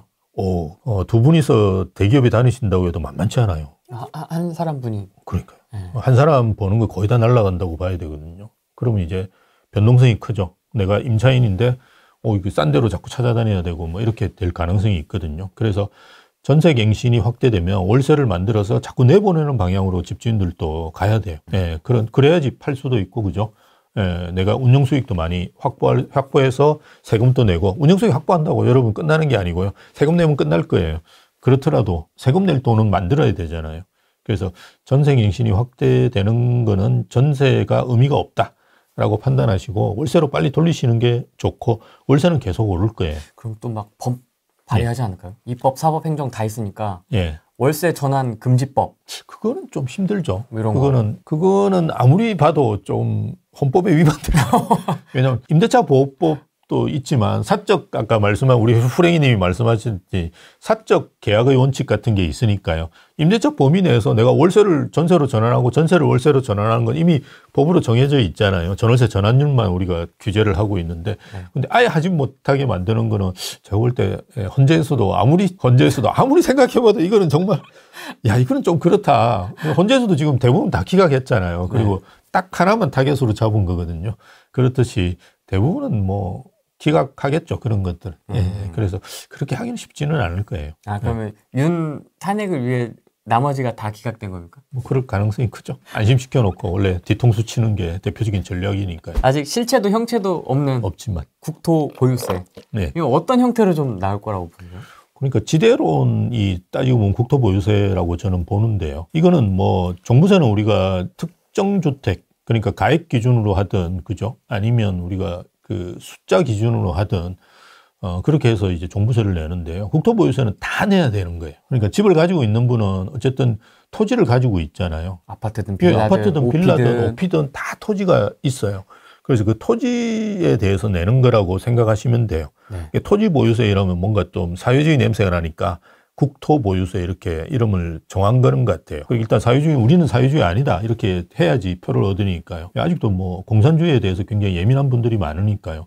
예, 그래서 국토보유세라고 했는데 이게 종부세를 빼주고 그 나머지 부분에서 거두는 건지 아니면 모르겠는데 1% 가까이 된다는 거는 예전에 이야기했던 것 같아요. 네. 그렇다 그러면 이거 아주 상당히 크죠. 그러니까 20억짜리 아파트면 2천만 원이잖아요. 이거 만만치 않거든요, 세금이. 2천만 원? 네. 그걸 매년 내라고요? 그러니까요. 아니, 연봉이 얼마인데 2천만 원씩 매년 어떻게 냅니까, 그걸? 이재명 씨가 이야기했어요. 뭐 사고 싶은 주택 사는 거는 나 안 말리는데 대신에 세금은 잘 내야지. 이게 이제 기본 생각이니까요. 그래서 이건 상당히 이제 충격적이죠, 시장에서. 왜냐하면 지금까지 세금 플러스 알파가 생기는 거니까요. 근데 뭐 이건 공약사항으로 냈어요. 근데 국토보유세가 뭐냐 이랬을 때 굉장히 얼버무렸거든요. 얼버무렸는데 그건 왜냐하면 당선되기 위해서 얼버무려 놓고 나중에 당선되고 난 다음에 딱 만들어가지고 이제 국토보유세를 낼 수가 있겠죠. 그래서 계속 말씀드리지만 이제 운영수익, 즉 월세 수익은 대부분 국가에 낸다고 생각하셔야 돼요. 대부분 국가에 낸다고 생각하셔야 돼요. 그럼 다른 세금 다 없애주든지. 진짜 옛날 버전으로 하려면, 클래식하게 하려면. 네, 그렇죠. 그렇게 지대론의 개념은 다른 세금은 없어요. 헨리 조지 개념은 뭐냐 그러면 토지에만 세금을 내고요. 나머지는 세금을 없애는 거예요. 단 하나도? 네, 단 하나도 없이. 소득세 자체가 없어요. 법인세도 없고. 그렇게 만드는 게 지대론의 핵심 개념이에요. 지금 이제 트럼프 대통령이 하는 생각이 뭐냐 그러면 모든 세금을 없애려고 해요. 미국에서 소득세를 없애려고 해요. 어떻게 없애요? 법인세도 관세로 다 충당하려고 하는 거예요. 관세로요? 예전에 1900년대 맥킨인가 뭐 하는 대통령이 있어요. 그 사람이 그렇게 했었어요. 네, 그걸 이야기를 많이 해요. 24년도 이제 당선되기 전에 언론 인터뷰에서는 안 하는데요. 유튜브 이런 쪽에 갔으면 그런 이야기를 되게 많이 합니다. 그래서 우리 개념도 국토보유세라든지 이런 걸 가지고 뭐 세금을 이제 우리는 이제 다 없애지는 않겠죠. 보유세 이런 거는 엄청나게 때리겠죠. 때리지만 국토보유세를 해서 소득세를 상당 부분 떨어뜨릴 거예요. 그래서 지금 면세 기준을 뭐 올린다든지 아니면 소득세를 낮추면서 법인세를 올린다든지 그죠. 이런 방식을 하면서 소득세는 낮춰주겠죠. 법인세도 낮춰줘야죠, 그러면. 소득세 법인세는 절대 안 낮춥니다. 1% 떨어뜨리는 것도 뭐 부들부들 떨으면서 그때 떨어뜨렸는데 법인세는 한 2, 3%는 올라갈 거예요. 그래서 기업하기 안 좋은 환경은 될 거야. 근데 기업들은 지금 사실은 우리가 그 경기가 안 좋다 이러지만 그게 대기업에서 중소기업으로 내려오는 게 지금 끊겼거든요. 근데 작년 우리 그 상장 기업들도 영업이익이 최대였어요. 그래서 지역은 지금 괜찮아요. 큰 문제는 없어요. 그래서 뭐 1, 2% 더 내는 건 아마 낼 수는 있을 건데 어쨌든 법인세와 그죠? 종부세라든지 이런 그 부동산에 대한 세금이 본인들이 지지층을 확보할 수도 있고 기업 때리면 또 좋아하잖아요. 이재용 씨 잡아넣으면 뭐 와 너무 좋아하거든요. 네. 그래서 그런 개념으로 보면 법인세와 이런 주택에 대한 세금, 부동산에 대한 세금 같은 것들은 조금 늘어날 가능성이 있다고 보는 게 현실적이에요. 네, 그렇게 보셔야 돼요. 어렸을 때 그 성장 과정이 좀 지금의 이념에 좀 많이 그렇죠. 영향을 미쳤나 봐요. 그러니까 옛날 소년공이라고 본인도 프레스기에 표현했잖아요. 눌리고 뭐 이런 것들이. 네. 근데 뭐 그게 크게 다친 것 같지는 않던데 어쨌든 뭐 못 쓴다고 그러는데 제가 보니까 군대도 안 갔지 않습니까? 못 갔지 않습니까? 예. 그래서. 근데 뭐 옛날에는 못 가는 방법 많았어요. 이거 내보내야 되는 거야? 네, 괜찮아요. 옛날에는 못 가는 방법 많고요. 최근에 뭐 이렇게 저 또래 분들 많은데요. 네. 뭐 그 장관 되고 이런 분들 자제분들 보면 안 간 분들 많잖아요. 맞습니다. 옛날 돈 줘도 못 가고 안 갔고요. 백무총회 비리가 엄청 많았어요. 그래서 뭐 그런 걸로 안 간 사람들이 많아요. 그런 정책들을 펼칠 것으로 예상이 되기 때문에 예. 교수님은 이제 이런 식으로 민주당 집권 시 부동시장이 이렇게 될 것 같다. 예. 라는 이야기시네요. 서울 아파트 매매 가격 오릅니다. 20억대 이상. 20억대 이상은 꽤 오를 거예요. 20억대 이상 가지신 분들은 한 채라 그러면 당연히 그냥 가져가시는 게 맞고요. 예. 우리 종부세 같은 경우도 연령대에 따라서 뭐 보유에 따라서 그런 좀 까주는 게 있거든요. 그리고 아마 1주택 경우에는 종부세 같은 경우도 뭐 조금 낮춰줄 가능성은 있습니다. 이 친구들은 한강벨트까지 다 먹고 싶어 해요. 그래서 대부분 이제 옛날에 나온 정책들도 보면 그런데 우호적인 정책들을 많이 공약으로 앞으로 안 쓰더라도 공약으로 많이 내놨거든요. 네. 그래서 20억대 이상 아파트들은 많이 오르고 많이 오르게 만드는 것이 본인들 정권을 유지하는 데도 굉장히 도움이 많이 될 겁니다. 예, 그리고 임대차 시장은 월세화로 빠르게 갈 거고요. 지금은 임차인들이 선호하는데요. 그리고 특히 요즘 20, 30대 MZ세대들 같은 경우는 10억씩 20억씩 깔고 앉아 있는 것 자체를 이해를 잘 못하더라고요. 그리고 오히려 코인하고 이렇게 할 수 있는데 왜 그걸 깔고 앉아 있냐 이런 생각을 하시는 것 같아요. 그렇다 그러면 임대인도 이제는 월세 수익이 나오잖아요. 2.5% 3%인데 은행 가가지고 여러분 그 정기예금이나 이렇게 해보시면 이제 3% 이하로 떨어졌거든요. 근데 은행은 시세 차익은 없잖아요. 네. 내 통장을 팔아먹는데 누가 1억짜리 1억 5천에 사주진 않잖아요. 네. 근데 아파트는 팔면 1억 5천이 되고 2억이 되잖아요. 그래서 시세 차익도 있기 때문에 임대인도 좋아하거든요. 그래서 임대인, 임차인 다 좋아하기 때문에 임대차 그렇다 그러면 월세화는 빠르게 진행될 수밖에 없어요. 그리고 정부도 좋아하잖아요. 예, 민주당이 집권한다 그러면 월세 가는 것도 되게 지원을 많이 할 거라고요. 그럼 자연스럽게 월세화로 빨리 갈 거라고 봐요. 그리고 전세 소멸은 빠르게 되겠죠. 전세에서 반전세로 빠르게 갈 거고요. 순수 전세는 이제 거의 사라질 가능성이 큰다라고 봐요. 그냥 보증부 월세 이게 아마 우리나라의 월세 형태로 자리 잡지 않을까. 뭐 1억에 얼마? 예, 1억에 뭐 400. 이게 아주 우리나라 월세 시장의 아주 대표적인 상품이 되지 않을까. 왜냐하면 우리나라는 임차인들을 이렇게 할 수 없기 때문에 돈 떼먹고 도망가는 데 대해서 이게 뭐 방법이 없잖아요. 예, 물론 시간도 뭐 오래 걸리고. 그러니까요. 뭐 법으로 해결한다 이거 너무 힘들어요. 예, 민주당에서 해결할 수 있는 방법은 되게 간단하긴 한데 우리는 되게 복잡습니다. 법으로 해결하려면. 그러니까 보증금 월세로 해서 떼먹고 도망가더라도 그죠. 보증금으로 이제 까는 형태 수준 정도까지는 남아 있을 가능성이 크고요. 외국 월세하고 완전히 다릅니다, 여러분.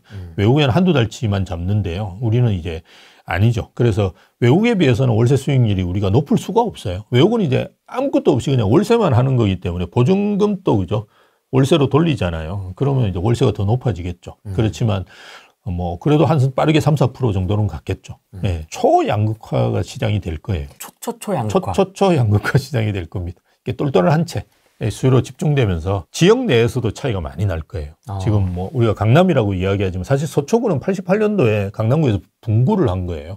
서초동을 떼가지고 서초구라고 만든 거예요. 아, 그렇습니까? 예, 이런 이야기하면 너무 오래된 사람 같아서 죄송하긴 한데. 그래서 서초구와 강남구는 사실 같은 구라고 보시는 게 맞는데요. 여기도 보면 지금 레미안 원베일리가 70억인데요. 네. 72억까지 거래된 거는 확인을 했어요. 34평이 72억이에요. 아, 그래요? 그런데 나머지 압구정동은 사실은 재건축을 하는 아파트니까 제외를 하고 정상적인 아파트로서 가장 비싼 거는 레데펠이라고 그래서 레미안 대치팰리스라는 아파트가 있는데요. 이 아파트가 40억 몇 천만 원이에요. 그래서 40억이에요. 그래서 30억 차이가 납니다. 지역 내 양극화가 급격하게 심해질 거예요. 네, 그래서 같은 강남이라도 가격 차이가 많이 벌어져요. 그거는 이제 부자들이 하도 많다 보니까 1% 이런 부자들은 어마어마하게 벌거든요. 그래서 자연스럽게 초양극화가 되고 이거는 가만히 둘 거예요.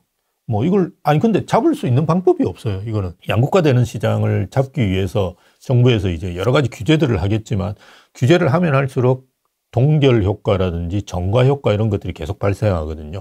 매물은 줄고 그죠. 동결 효과라는 게 매물이 준다는 말이고요. 정가 효과는 우리가 임차인한테 정가하는 거죠. 이제 월세로 정가하기 굉장히 쉽거든요.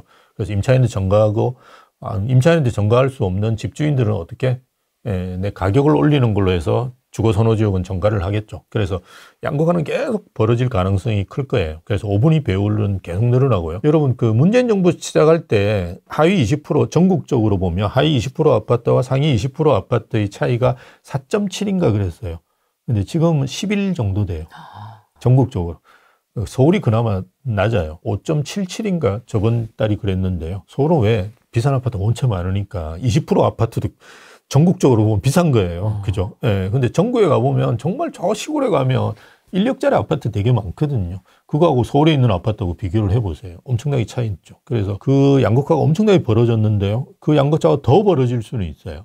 예. 작년 같은 경우 우리나라의 상위 5% 아파트는 전 세계에서 제일 많이 올랐어요. 프랭크 나이트인가 나이트 프랭크인가 하는 부동산 회사에서 분석한 건데요. 18점 몇 %로서 전 세계에서 제일 많이 높았어요. 전 세계 1등 하는 것도 전 세계 1등 했어요. 아파트가? 네, 아파트. 5% 아파트가 제일 많이 오른 걸로 우리나라 아파트가 나와요. 물론 서울을 예로 든 거고요. 네. 근데 뭐 전 세계에서 한국에서 5% 해도 서울이죠. 뭐 그걸 딴 지역이 안 잡히잖아요. 그래서 초양극화, 지역 내 양극화 이런 것들은 뭐 엄청나게 벌어질 가능성이 크죠. 뭉치는 게 좋겠네요. 제일 좋은 걸로. 무조건 그냥 좋은 아파트 사가지고 하나만 가지고 계시는 게 제일 좋을 거예요. 뭐 애매하다 그러면 그냥 무조건 뭉쳐야 되겠네요. 예. 되기 전에. 예, 대신에 뭐 세금은 많이 내실 거예요. 예, 그렇지만 한 채 있으면 그나마 좀 가져가는 게 꽤 있을 거고요. 예, 두 채, 세 채 갈수록 이제 운영 수익은 다 그냥 정부에 낸다라고 생각해요. 월세는 정부 거 이렇게 생각하시는 게 현실적이겠죠. 분양가 상승 제한. 예, 분양가 상승은 많이 못하게 만들 거예요. 어떤 방식이든지. 근데 이거는 이제 공급을 더 줄일 수는 있겠죠. 민간에서 공급을 못 할 거예요, 이제는. 근데 분양가 상승은 계속 오르는 거는 자기 표 떨어지는 거거든요. 그래서 막 이렇게 쥐어짜고 저렇게 쥐어짜가지고 아니면 이제 분양가 심사는 지금은 이제 심사는 아니고요. 그걸 자문해 주는 데가 한국부동산원에서 그죠. 재개발 재건축 아파트들 이제 조합에서 진행하는데 건설회사에서 대부분 들어놓아가지고 돈 더 달라 이게 지금 대부분이에요. 그리고 입주할 때 또 좋잖아요. 입주할 때도 대부분 이제 들어놓거든요. 그래가지고 이거 빨리 그 준공허가 내가지고 입주를 해야 되는데 막 들어놓고 그 동의를 안 해주고 막 이러거든요. 그래서 그런 거를 이제 아마 못하게 할 수 있는 다양한 방법을 고민할 거예요. 그래서 어떻게 할지는 모르겠는데 분양가 상한제는 기본적으로 있는데 이제 분양가 상한제는 원가법이기 때문에 계속 올라요. 예전에 제가 이제 울산에 분양가 상한제 심사위원장을 했는데요. 네. 해보면 이게 대학에 있을 때 해보니까 이건 원가법인데 우리나라 원가가 상당히 높아요. 예. 그런 식으로 보장을 해주기 때문에 분양가 상승을 지금은 이제 분양가 상한제보다도 뭔가 새로운 거를 만들어낼 가능성은 큰 것 같아요. 그래서 로또 막 풀어가지고 당첨되는 사람들은 되게 기쁘게 만들어줄 수 있는 뭐 이런 것들을 조금 더 하지 않을까. 예. 라고 생각이 들고요. 와, 이게 지금 다 아파트 가격을 올리는 그렇죠. 변화들입니다. 매물 감소. 예, 매물 감소. 공급 감소. 공급 감소. 예, 공급은 일단 30년까지는 없다라고 보시면서 판단하시는 게 좋고요. 아파트 매물은 2026년 이후에 급격하게 감소할 거예요. 그게 5월 9일 날 시행되는 그죠.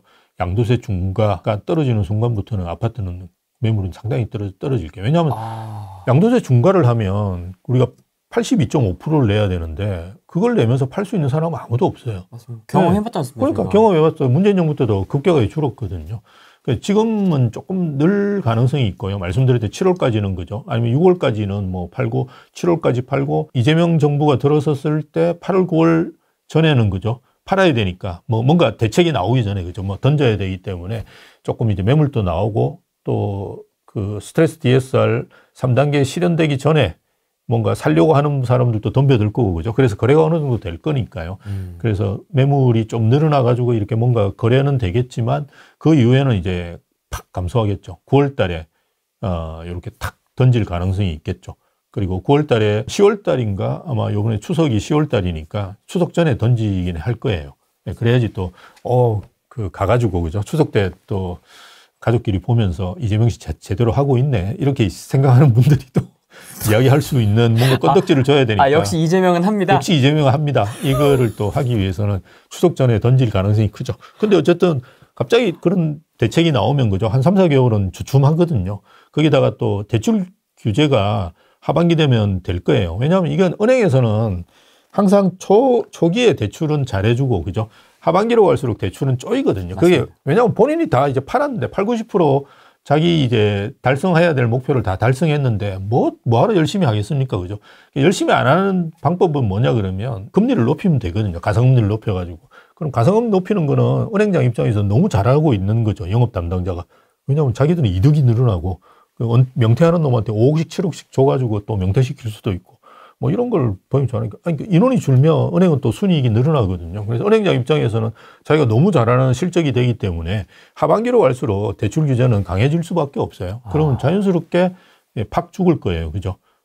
그러고 난 다음에 다시 또 뭐 내년 돼가지고 이제 그죠? 뭔가 또 하고 뭐 이렇게 될 거니까요. 매물 감소는 2026년 이후에는 많이 될 거예요. 자연스럽게 아파트 공급은 줄어들 거고요. 줄어들겠죠. 지금까지 이야기한 거 들어보시면 아실 거고요.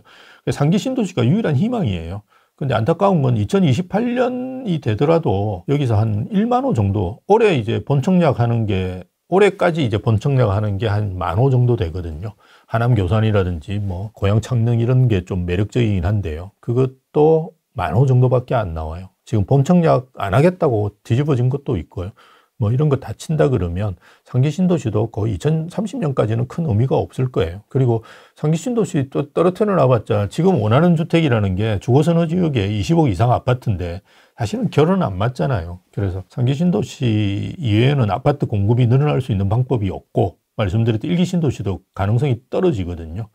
그렇다 그러면 어차피 아파트 공급은 30년까지는 거의 없다. 라고 보시면서 판단을 하시는 게 좋을 거예요. 그리고 정비사업은 일단 뭐 초기 단계에는 다 중단될 거예요. 그죠? 이건 뭐 상식적으로 뭐 조합 설립 안 했다 이러면 쳐다보지도 말 거예요. 조합 설립했다. 재개발은 그나마 좀 진행될 수 있는 요소들이 있는데요. 재건축은 일단 뭐 거의 불가능할 거예요. 공사비는 앞으로 더 오를 가능성이 있고요. 그렇다 그러면 초기 단계 정비사업들은 거의 중단될 거예요. 그러면 이것도 마찬가지로 공급이라든지 이런 걸 줄일 수 있는 요소가 되겠죠. 그리고 뭐 아시다시피 재건축 초과이익 환수제는 그 지금 현재 수준에서 끝냈잖아요. 이걸 이재명 정부가 받아들이겠습니까? 폐지한다고 윤석열 정부에서 했는데 그건 폐지가 안 될 거고요. 2배가 안 되면 다행이죠. 그렇죠. 더 늘어나지만 않으면 다행이라고 생각하시는 게 좋을 거고요. 이제는 거두로 다닐 거예요. 지금까지는 거두지 않았거든요. 재건축 초과이익 환수. 그래서 계속 뭉개고 있어요. 지자체장이. 근데 앞으로는 이제 거두겠죠. 그래서 그게 맞춰가지고 정비사업의 가격들이 다시 뭐 종전평가액이라든지 비례율이나 이런 게 다시 세팅이 되겠죠. 그래서 초기 단계 정비사업들은 거의 멈추지 않을까라고 생각되고요. 그래서 서울이 요새와 올해가 마지막 진입 기회가 될 가능성이 크다. 저도 친구들한테 야 살려면 올해 상반기에 그냥 사 이렇게 이야기하거든요. 그 안 사신 친구분요? 예, 서울 팔고 부산을 팔고 서울을 살다 그러면 너가 올해 해야 된다. 내년에 내후년에는 아마 쉽지 않을 거다라는 이야기를 해주고 있어요. 그래서 서울은 이제 정말 들어올 수 있는 사람이 딱 정해져 있는 시장이 될 거고, 뭐 지방도 이런 지역들이 꽤 있을 거예요. 부산 해운대라든지, 그죠? 대구의 수성구 이런 데는 괜찮을 것 같긴 한데, 어쨌든 그런 아주 핵심지만, 그죠? 괜찮겠죠. 그래서 그런 판단을 조금 고민하셔가지고 빠르게 하시는 게 좋지 않을까. 지금 얼마 안 남았습니다. 이재명 씨가 6월 3일 날 당선되면 바로 집권이거든요. 옛날에는 우리가 당선되고 난 다음에 대통령 선거 12월 달에 했어요. 그래서 11월, 12월 달에 하고, 그 다음에 해 넘겨가지고, 그죠? 이렇게 집권을 했는데요. 지금은 당선되자마자 집권이거든요. 그러면 아주 기회가 없을 수도 있어요. 그래서 빨리빨리 움직이시는 게 좋고요. 증여는 좀 늘어날 가능성이 있고요. 증여가 좀 눈에 들어오네요. 왜 증여가 늘어나는 거죠? 당연히 팔 수가 없으면 또는 이제 세금 부담이 크면 증여를 해주는, 이 기회에 고민한 게 뭐냐 그러면 얘한테 증여를 해주면 이놈이 날 무시하지 않을까, 이거가 제일 크거든요. 근데 뭐 지금은 그런 걸 가릴 때가 아니다라고 생각하면 자식한테 이제 증여를 많이 해주겠죠. 근데 증여를 하는 거는 세금 부담이 굉장히 크거든요. 그래서 가족 간 거래나 아니면 직거래를 통해서, 직거래나 가족 간 거래는 가격을 낮춰가지고 할 수 있습니다. 뭐 30%, 3억 선에서는 세무서에서도 건드리지 않거든요. 그래서 그런 수준에서 증여를 더 해주겠죠. 근데 저는 이제 뭐 증여를 조금 더 해주는 것이 좋지 않을까라고 생각을 합니다. 하긴 뭐 근데 눈앞에 더 큰 위기가 왔으니 뭐. 그러니까 빨리빨리 증여를 하고 본인 이제 노후 대비하시는 것이 좋지 않을까. 나중에 상속하면 물론 상속세 이제 공제가 어떻게 되느냐, 요게 또 그죠, 관건이겠죠. 이재명 씨가 이제 18억까지는 공제를 해주겠다 라는 이야기를 했는데 본인 집이 딱 18억이라고 그러는데, 본인 집 이제 증여나 상속해주는 게 지금 수준에서 딱 18억이라고 합니다. 그래서 지금 맨날 그냥 신용만 하는데 그 분당에 있는 집 안 팔았죠, 그죠? 그게 딱 18억이래요. 그래서 그 정도 수준에서는 그거 뭐 세금을 안 팔겠죠. 절대 안 팔겠죠. 그냥 하는 것만 해서 하죠. 신용만 하는 거죠. 그걸 판다 하니까 다 믿더라. 믿으시면 안 됩니다. 그 양반은 이제 원래 생존이라는 것 자체가 거짓말이거든요. 어릴 때 우리가 생존하기 위해서는 어떻게 해야 됩니까? 거짓말 할 수밖에 어떻게든 살아남아야 되니까. 어떻게든 살아남기 위해서 그걸 엄청나게 많이 했을 거예요. 그래서 그걸 이제 사회에 나와서도 해보니까 재밌거든요. 이게 뭔가 사람들한테 이야기하니까 믿기도 하고 이러니까 너무 재밌잖아요. 그래서 그런 걸 계속 쓰기 때문에 그냥 그러려니 생각하시고 이 사람이 가지고 있는 이념적 성향이 어떤 거냐를 보고 그냥 판단하시고 행동하시는 게 제일 좋지 않을까. 그래서 증여성 거래, 증여 이런 것들이 증가하지 않을까. 근데 아까 말씀드렸듯이 이건 상속세를 얼마만큼 공제하느냐에 따라서 조금 달라지겠죠. 한 10억, 20억 정도 수준이면, 내가 가더라도 큰 문제 없겠다. 이렇게 생각할 수도 있고, 또는 이제 아직 50, 60밖에 안 된 분은 한 30년 살잖아요. 그럼 앞으로 더 오를 수도 있으니까, 증여 따르는데, 그 정도 해줘가지고는 앞으로 한 2배 오르면, 큰 의미가 없겠다. 이렇게 해서 또 하실 수도 있고, 그거는 이제 요즘 대부분 이제 저한테 와서 상담하는 분들도 대부분 증여가 끼어 있어요. 예, 그래서 이걸 어떻게 하는 게 좋으냐 이런 게 이야기를 많이 하시거든요. 네. 그래서 증여는 좀 늘어나지 않을까. 예, 그거는 이제 자식길 믿냐 안 믿냐보다는 보유세 부분 때문에 아마 할 가능성이 있고, 그거는 이제 상속 공제가 어느 정도 되느냐 수준에 따라서 조금 달라지지 않을까. 예, 그렇게 봅니다. 윤석열 정부가 없긴 한데, 예. 이재명 정부 때는 어떻게 될 거라고 좀 보십니까? 이거보다는 높아지겠죠. 근데 문재인 정부처럼 박근혜 정부 때 8억에서 12억으로 이렇게 오르듯이 그렇게 많이 오르지는 않겠죠. 이건 우리가 평균이니까 정말 어마어마하게 오른 거거든요. 왜냐하면 서울이 아니고 전국의 아파트가 12억이 됐다는 말이니까 이게 말이 안 되는 거죠. 그래서 좀 더 오르긴 하겠죠. 오르긴 하는데 박근혜 정부에서 문재인 정부 뛰듯이는 많이는 안 오르는데 평균 가격은 많이 안 오겠죠. 왜냐하면 밑에 건 거의 안 오르니까 위에 것만 오르면 평균 가격은 예전에 문재인 정부에서도 통계 발표할 때 맨날 그렇게 했거든요. 얼마 안 올랐다. 그런데 위에는 엄청나게 오르고 있는데 그런 식으로 이제 발표를 하겠죠. 통계도 조금 자기 필요한 통계만 쓰고 이런 거 이제 문재인 정부 때부터 했던 거예요. 원래 좌파는 자기가 윤리적으로 우월하기 때문에 마음대로 해도 된다라는 생각을 가지고 있거든요. 그렇게 할 거예요. 그런 생각을 어떻게 하게 되죠? 어떻게 자기가 절대선이고 제일 꼭대기에 있고. 아니, 자기 선이죠. 왜냐하면 자기는 그 국가의 민주화를 위해서 돌 던지다가 잡혀갔잖아요. 그래서 일단 취업도 못하고 임종석이 정청래도 마찬가지고 이거 미문화한 불질러 놈이에요. 그러니까 이런 친구들이 가지고 있는 생각은 우리하고 완전히 다릅니다. 그런 게 벼슬은 아니지 않습니까? 벼슬이라고 생각하는 거예요. 그게 왜 벼슬이에요? 벼슬이죠. 자기가 자기 인생을 다 바쳤다. 그게 생각하는 거예요. 민주화에? 민주화에 내 젊은 시절을 다 바쳐가지고. 근데 지금 자기가 떵떵거리고 살잖아요. 사실은 이분들이. 그런데도 불구하고 내 젊음을 다 바쳤다. 이러면서 그렇게 생각하죠. 그래서 예전에 임수경 씨도 예전에 임종석 있냐, 우상호는 연대 저희 선배인데요. 이런 양반들이 룸사롱 가가지고 막 그렇게 하는 거 보면 사실은 이해가 잘 안 되더라도 어쨌든 자기는 그렇게 해도 되는 거예요. 왜? 나는 법 위에 있으니까 나는 그렇게 고생을 했기 때문에 이 정도야 하찮게 생각해요. 그런 것들을.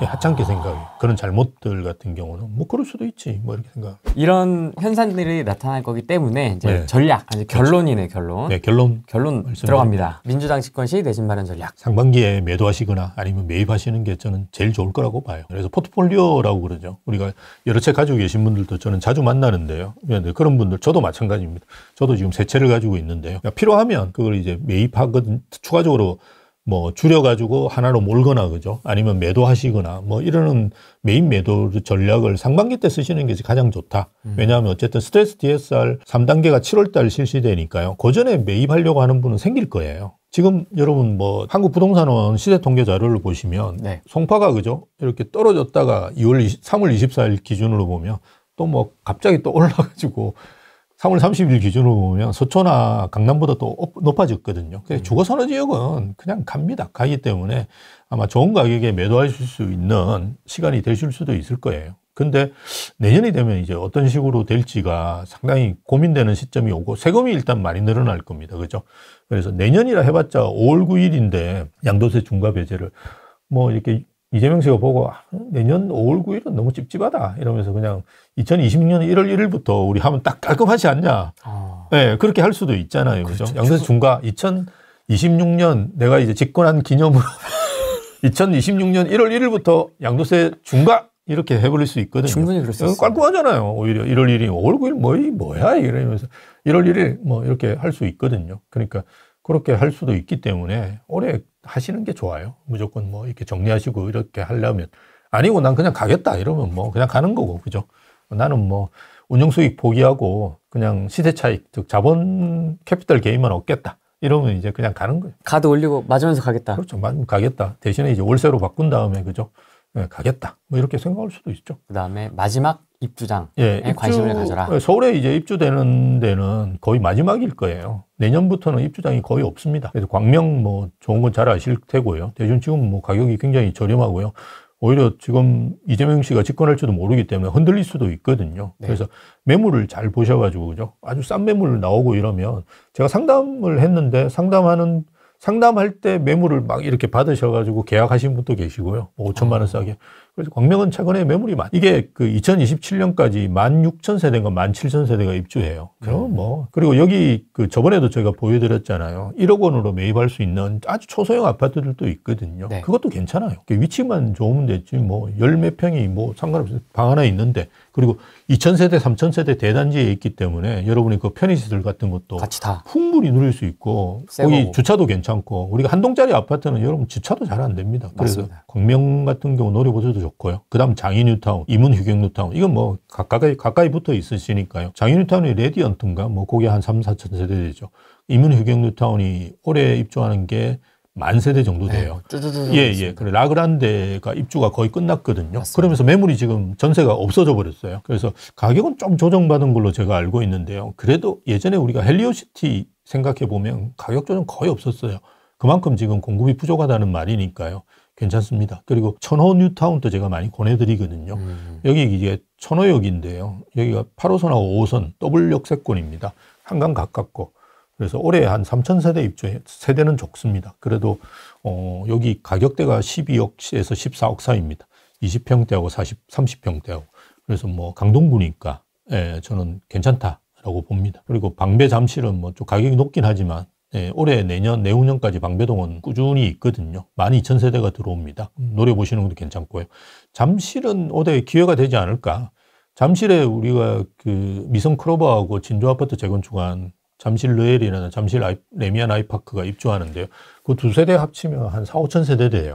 예, 그것만 해도 괜찮습니다. 그럼 파크리오가 좀 흔들릴 가능성이 있거든요. 그리고 잠실은 이게 변동성이 굉장히 큽니다. 요번에 보셨든지 알겠지만 32억 9천까지인가 거래됐다고 제가 확인을 했는데요. 32억 정도잖아요. 네. 거기다가 최근에 여러분 거래된 시 보시면 27억, 28억도 있거든요. 그냥 5억이 그냥 한 달 새에 왔다 갔다 하는 지역입니다. 그래서 굉장히 그 주거선호 지역 중에서는 가격 변동성이 좀 있고요. 내놓으면 잘 팔리는 데고 이러기 때문에 매물을 잘 고르시면 정말 싸게 잡으실 수 있거든요. 그래서 잠실은 우리가 보통 이야기하는 게 전문직이나 아니면 그 직장인 중에 자산가 분들이 있잖아요. 와이프분하고 같이 벌면 뭐 한 3, 4억 되거든요. 연봉이. 그런 분들이 들어갈 수 있는 사실은 마지막 그 주거선호 지역이 잠실이거든요. 그다음부터는 사실은 좀 안 치주는 경향이 있거든요. 뭐 어디 사냐 이러면 어디 산다 강동구에 살아 이러면 그래 뭐 이렇게 잠실 살아 이러면 그래 뭐 이런 이야기를 하잖아요. 그래서 잠실은 거의 마지막 그 수준이잖아요. 그래서 생각해 본다 그러면 잠실이 거의 마지막이지 않을까. 이제 30억대로 올라갈 수밖에 없는 게 최근에 그 성동구의 지주택이죠. 아이파크인가 입주한 게 있어요. 그 이름을 제가 계속 까먹는데, 서울숲 아이파크 리버포레라는 아파트가 있는데요. 그게 30평형대가 31억에 거래됐어요. 최근에. 성동구인데. 잠실 입장에서 볼 때 어떨까요? 저기가. 우리보다 하급진데 32억도 싼가? 하지 않겠어요? 네. 그리고 마포에도 그 공덕역에 보면 마포 자이 힐스테이트인가 있어요. 힐스테이트 자이인가? 그게 27년에 입주하는데요. 그거 지금 입주권이 벌써 한 25억 가거든요. 잠실하고 거의 가격이 비슷해져 가고 있어요. 그게 신축들이. 그러면 신축 입주하면 주변 시세들 끌어올리는 거는 둘째 치고 잠실하고 이제 사람들이 비교도 되잖아요. 그래서 방배하고 잠실은, 방배는 이미 또 어나들 레벨로 됐고요. 지금 입주권이 평당 1억 정도 돼요. 그래서 방배동에 지금 5구역, 뭐 6구역 이런 거는 거의 1억이고요. 아니고 조금 늦은 구역들 13구역입니까? 이런 데들은 아직은 그냥 30억 안 하긴 하는 것 같아요. 근데 34억, 4평이 34억, 35억의 입주권 매물이 나오거든요. 잠시는 아직 그건 아니니까요. 괜찮은 가격대로 잡으실 수 있지 않을까. 그래서 마지막 입주장은 정말 관심 가지고 보시는 게 좋은 게 이게 분양가가 언제적 분양가입니까? 4년 전 분양가예요. 4년 전에는 그래도 괜찮았어요. 분양가. 그죠? 네, 그래서 그런 차원에서 고민해 보시면 좋지 않을까. 그리고 예산 범위 내에서 가장 좋은 아파트를 매입해라. 예, 어쨌든 좋은 아파트가 많이 오를 가능성이 크기 때문에 최선을 다해서 예. 모아가지고 들어가는 게 좋겠다. 막 여기저기 분산하지 말고. 예, 그래서 하나로 모으시는 게 좋긴 한데 모으더라도 조금 무리가 되더라도 그죠? 좋은 아파트를 매입하시는 게 가격 상승률이 다르기 때문에 예전에는 좋은 아파트나 안 좋은 아파트나 가격 상승률은 같았어요. 그런데 20억짜리가 이제 10% 오르면 2억이 오르고 10억짜리는 1억밖에 안 오르잖아요. 그러니까 계속 가도 따라가지 못했었는데요. 이제는 좋은 아파트가 상승률이 달라지기 때문에 어마어마한 양극화가 벌어질 수도 있거든요. 그래서 하여튼 좋은 아파트를 고르시는 게 제일 좋은 것 같아요. 분상제. 예, 분상제 지역은 무조건 청약. 레미안 원페를라라든지 반포 주공 1단지 1, 2, 4 주구죠. DH 클래스트라는 아파트 있는데요. 여기는 5,200세대 정도 돼요. 2,400세대가 5,002세대인가 그런데 2,400세대가 일반 분양으로 나오거든요. 무조건 아마 평당 한 1억 정도 나오지 않을까 싶은데요. 여기는 이미 주변에 다 평당 2억 하고 있어요. 그래서 34평 분양받으면 한 30억 벌 거예요. 청담 르엘이라고 3익 재건축한 아파트가 있는데요. 청담도 바로. 예, 맞습니다. 그 강보인우고 아마 입주를 곧 할 건데 올해 내로 아마 입주할 거예요. 이 아파트가 20억 초반대였는데요. 지금 30평인데가 50억이에요. 예, 호가가 그렇고 거래된 것도 하나 삼성로인가 하는 아파트가 51억에 거래됐다고 제가 들었는데요. 어쨌든 강보이면 요즘 다 강남은 2억 받습니다. 그래서 일단 부르는 게 2억이고 뭐 매물이 거의 없기 때문에 그걸 살 수밖에 없거든요. 그래서 일단 받아놓으시면 거의 따블이 될 거예요. 그래서 무조건 분양가 상한제 지역은 청약 필수적으로 하셔야 되고 분양가 상한제 지역이 늘어날 거예요. 당연히. 왜냐하면 마포도 이제 잡을 거고 뭐도 잡을 거 다 잡을 거니까. 예, 그렇게 되면 조합은 좀 피해를 입겠지만 어쨌든 이게 예전에 한때 그럴 때가 있었는데요. 조합은 분양가보다 일반 분양가가 싼 거예요. 예. 예, 그런 일도 벌어졌던 적이 있습니다. 그래서 무조건 일반 분양가가 싸거든요. 그래서 막 들어가셔가지고 분양받으시면 예, 좋죠. 조합원 입장에서 이제 일반 분양하려고 지금 대기하고 있는데 갑자기 법이 바뀌어가지고 분양가 상한제 되고 뭐 이렇게 돼가지고 예, 묶여버리면 싸게 분양할 수밖에 없거든요. 예, 그래서 그런 일이 벌어질 수도 있습니다. 그래서 분양가 상한제 지역이 넓혀지는 거, 그 다음에 청약되는 것들은 무조건 예, 보시면서 들어가시는 게 좋고요. 네. 그 다음에 무조건 지역입니다. 입지라고 보통 우리가 표현하는데요. 상품, 그러니까 뭐 하급지에 30평이냐, 상급지에 20평이냐, 이거 무조건 상급지에 20평이에요. 그죠? 그런데 조금 고민되는 건 이제 하급지에 20평이냐, 상급지에 10평이냐. 그래도 저는 상급지에 10평 하라고. 예, 예, 예. 아파트가 대형 규모고, 그죠? 1000세대 있는 아파트에 뭐, 열몇 평, 뭐, 이런 것들은 저는 아주 좋다고 봐요. 예, 그거는 나중에 없어서 못 팔 거예요. 그 힐스테이트 2차, 삼성동에 힐스테이트 2차 아파트가 있는데요. 여기 보면 14평, 16평 이런 아파트가 있어요. 방 하나 따로 있고 가보시면 굉장히 넓어요. 예, 면적이 뭐 이런 옛날 아파트이기 때문에 2008년도인가 입주한 아파트인데요. 이 아파트도 평당은 그냥 1억은 가거든요. 충분히. 예, 그래서 뭐 어차피 투자하는 금액이 적으니까 오르는 거 적은 거잖아요. 대신에 이제 이건 월세는 엄청 잘 나옵니다. 예, 엄청 잘 나옵니다. 예, 15억밖에 안 되는데 이 300씩 막 이렇게 나오거든요. 월세가. 너무 좋아요. 그런 아파트는 저도 관심이 최근에 많아가지고 고민하고 있는데 집사람이 더 이상 사면 죽인다고 그래서. 왜요? 예, 더 있으면 더 이상 하지 말고. 추가 수익 더 있으면 좋은 거 아닙니까? 예, 근데 저희는 뭐 더 이상 필요 없기 때문에 예, 하지 말라고 자꾸 그렇게 이야기하죠. 이제 귀찮잖아요. 뭘 이제 많이 가지고 있는다는 게 귀찮은 거니까요. 예, 어쨌든 그렇게 좋은 아파트들도 많이 있습니다. 그래서 입지를 먼저 보시고 그 입지에서 내가 맞는 상품들을 그저 골라 나가시는 것이 좋고요. 네. 예, 뭐 조금 준신축 이런 것도 괜찮아요. 저는 뭐 나쁘지 않다라고 대부분 전문가분들이 그렇게 말씀하실 거예요. 뭐 옥수동 파크힐스 뭐 이런 아파트들이 있거든요. 그 사이에 보면 옥수 삼성 아파트가 있는데요. 나중에 한번 찾아보세요. 들으시는 분들. 옥수 파크힐스 오르면 그 다음에 옥수 삼성 오르고 뭐 이런 구조로 계속 갑니다. 그런데 그 아파트는 뭐 97년도인가 99년도 입주일 거예요. 그러면 이제 옥수동의 파크힐스에 비해서는 많이 이제 옛날 아파트죠. 그래도 가격이 올라요. 언젠가는. 예, 그러니까 그런 아파트들을 좀 본인이 이제 입지를 정하시고 그죠. 그 다음에 이제 찾아 나가시다 보면 야 이거는 옛날 아파트인데 오르지도 않는 아파트가 있고요. 그건 뭐 상품이 안 좋은 거예요.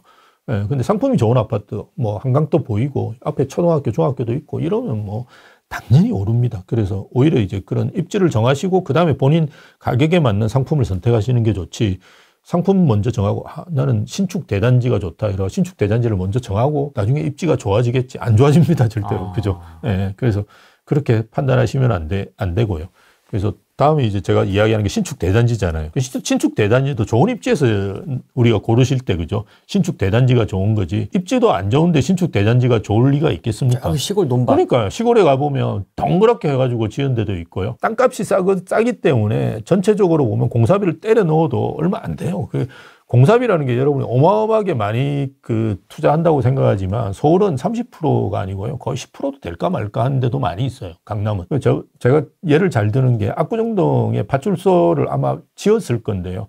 작년에 예산이 300억 예산인데요. 땅 매입하는데 290억이에요. 짓는 거 10억밖에 안 들어요. 파출소라는 게 그렇지 않습니까? 이거 뭐 가설 비슷하게 그죠? 조그맣게 지어놓으면 되거든요. 10억이면 떡을 쳐요. 짓는데 그 땅 파는 것도 하나도 없으니까 거의 한두 달이면 지을 거예요. 그러니까 10억 예산 지은 땅을 사는데 290억이 들어가는 거예요.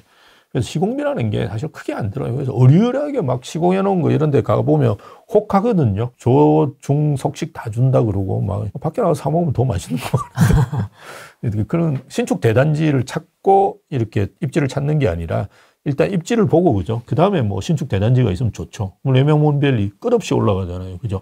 그거는 입지가 좋기 때문에 올라가는 거지. 그게 저 서울 외곽에 갖다 놓으면 무슨 의미가 있어요.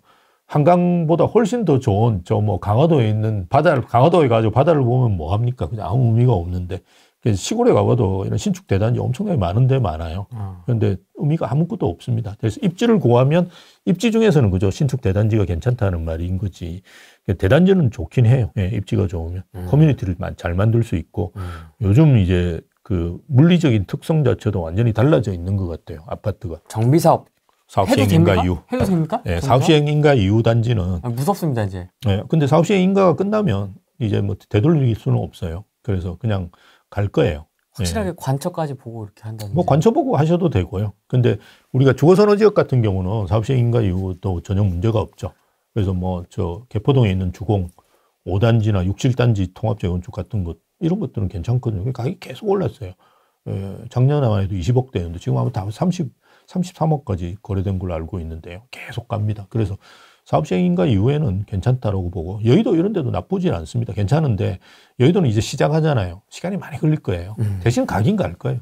가면서 온갖 그죠 구박이나 이런 걸 다 받으면서 가겠죠. 그렇지만 어쨌든 우리가 재건축 아파트나 재개발 아파트를 투자하는 이유는 새 아파트로 바뀌기 때문에 투자하잖아요. 그러면 확실하게 바뀔 수 있는 아파트 그리고 빠르게 바뀔 수 있는 아파트를 선택하는 게 제일 좋겠죠. 그런 차원에서 사업시행인가 이후 관천하고 뭐 이런 아파트가 좋겠죠. 전세 임차를 월세로 바꾸시는 게 좋으실 것 같고요.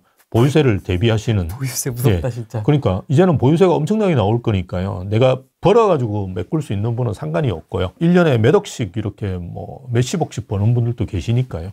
그런 분들이야 뭐 별 상관은 없겠죠. 이재용 씨가 뭐 보유세 걱정하겠습니까? 그러니까 그런 건 걱정이 없는데 우리 일반적으로 직장 생활 하시는 분은 기껏해야 3억에서 5억 정도 버실 거거든요. 두 분이 버시면. 그런 좀 분들. 높게 잡으신 거 아니에요? 근데 그런 분들 많습니다. 보면. 왜냐하면 대기업 다니시는데 지금 결혼해 있다 그러면 대부분 40대잖아요. 그럼 10년 넘었어요. 그러면 1억 5천에서 한 2억 정도 연봉은 되십니다. 예, 그런 분들이 두 분이 만나가지고 결혼을 했는데, 그건 뭐 상관없죠. 그런 건 내실 수 있겠죠. 근데 지금 수준이 아니라 한 3배에서 5배 오르면 이분들도 버겁거든요. 그래서 뭔가 월세로 변경하셔가지고 월세 세팅으로 다 바꿔놓는 게 보유세를 낼 수 있다는 거죠. 보유세 못 내가지고 나중에 팔거든요. 맞습니다. 예. 그러면 물론 뭐 좋게 받을 수도 있지만 급하게 팔아야 되잖아요. 뭐 올해 보유세 뭐 언제까지 내야 되는 물론 뭐 보유세도 이제 이현식회가 내실 수도 있고 여러 가지 방법을 쓸 수는 있는데 어쨌든 뭐 구질구질 하잖아요. 우리는 깔끔한 거 좋아하니까 네. 그냥 월세로 해서 월세를 1년치 모으셔가지고 보유세 내고 월세 모으시고 보유세 내고 이렇게 생각하시고 예, 대비를 하시는 게 좋겠죠. 왜냐면 취득세하고 양도세는 내가 안 움직이면 안 내거든요. 맞습니다. 근데 보유세는 피할 수가 없습니다. 그래서 이게 외국에는 거래세가 거의 없거든요. 미국은 취득세가 없어요. 그리고 양도세도 거의 없거든요. 그리고 이연 제도라는 게 있어가지고 내가 마지막에 팔 때 내면 되거든요. 계속 이제 이연시켜가지고 대신에 이제 비싼 아파트를 사야 돼요. 비싼 집을 사야 돼요. 내가 5억짜리 샀다가 10억짜리를 사면 이연시켜줘요. 네, 계속 시켜주거든요. 근데 5억짜리 샀다가 4억짜리를 사면 내야 돼요. 예, 보유세를. 그걸 계속 이연시켜가지고 양도세를 낼 수 있거든요. 근데 보유세 이거는 방법이 없잖아요. 그냥 내야 되거든요. 근데 이거 거래세를 줄이고, 그러니까 양도세나 취득세는 거래세라고 하고, 재산세는 이제 보유세인데요. 거래세를 줄이고 보유세를 높이는 것이 집값을 떨어뜨리는 데는 좋아요. 당연하죠. 그리고 거래를 빨리 해가지고, 비싸네. 그냥 팔자. 이래가지고 그냥 빨리빨리 팔 수 있도록 만들어주는 게 좋은데, 우리는 팔지 못하게 하면서 보유세를 드립다 올리면 가격이 오를 수밖에 없어요. 그럼 가격이 올라야죠. 어딘가 정가를 시켜야 되니까. 팔지도 못하고 매물 줄고. 근데 서울에 주거선호 지역에 들어와서 살고 싶은 사람 얼마나 많은데요. 예, 지금 뭐 지방에 있는 사람들도 서울에 한번 살아보겠다는 사람 얼마나 많은데. 그리고 경기도에 사는 사람들은 다 서울에 살고 싶지 않아서 경기도 사는 건 아니거든요. 판교나 뭐 분당이나 아주 주거선호 지역 과천이나 이런 데 말고는 대부분 서울 살고 싶은데 자금이 안 되니까 지금 경기도에 살잖아요. 이런 분들은 잠재 수요입니다. 그래서 지금 경기도가 한 1,300만 되나요? 1,200만 되나요? 이분도 다 서울 수요잖아요, 사실은. 못 살기 때문에 지금 못 들어오는 거지. 근데 서울의 주거선호 지역이라는 게 1%밖에 안 됩니다. 네, 요번에 뭐 발표할 때 말이 나왔는데요. 강남 3구하고 용산구 다 쳐가지고 40만 채. 근데 그 중에도 또 안 좋은 거 많이 있거든요. 뭐 도시형 생활주택도 있고, 뭐 한 동짜리 아파트도 있고, 이거 빼고 나면 그 40만 채라는 게 우리가 집이 2천만 채거든요. 그럼 2%잖아요, 딱. 근데 이것 포 떼고 차 떼고 떼면 1%밖에 안 남아요. 그러니까 1%야 사는 거예요. 예, 그래서 그거 살 사람은 엄청나게 많아요. 수요가 없어 떨어진다고 맨날 이상한 말 하는 이모시, 한모시 뭐 많이 있는데요. 말 듣지 마세요. 그 이야기를 왜 들어요? 그죠? 수두룩해요. 내 주변에 그런 그 살 사람들은. 그러니까 자기 주변에 있는 사람들을 보고 자기가 판단을 하거든요. 네. 내가 돈이 없으면 다 돈이 없는 것 같이 보여요. 근데 내가 돈이 좀 있고 어울리는 사람들이 다 돈이 있는 사람이면. 네, 그러겠네요. 그러니까 저번 주 금요일에도 제가 우리 다음에 이제 나올 수도 있는데 우리 세무사님하고 이제 변호사님하고 같이 만나가지고 친해요. 둘이서 책도 쓰고 이래가지고 밥 먹는데 그럼 뭐 빌딩 400억짜리 가지고 있고 뭐 이런 분들이에요. 그런데 그런 분들은 이제 좀 스트레스를 받죠. 이재명 씨 되면. 딴 거는 자기가 걱정 안 하는데요. 종부세도 내받고 국토보유세가 뭔지 너무 궁금하다고. 실체는 없지만 세무사가 저한테 자꾸 물어봐요. 아니, 세무사가 저한테 물어보시면 어떡합니까? 이렇게 이야기했는데, 예. 그러니까 그런 실체가 없으니까 무서운 거예요.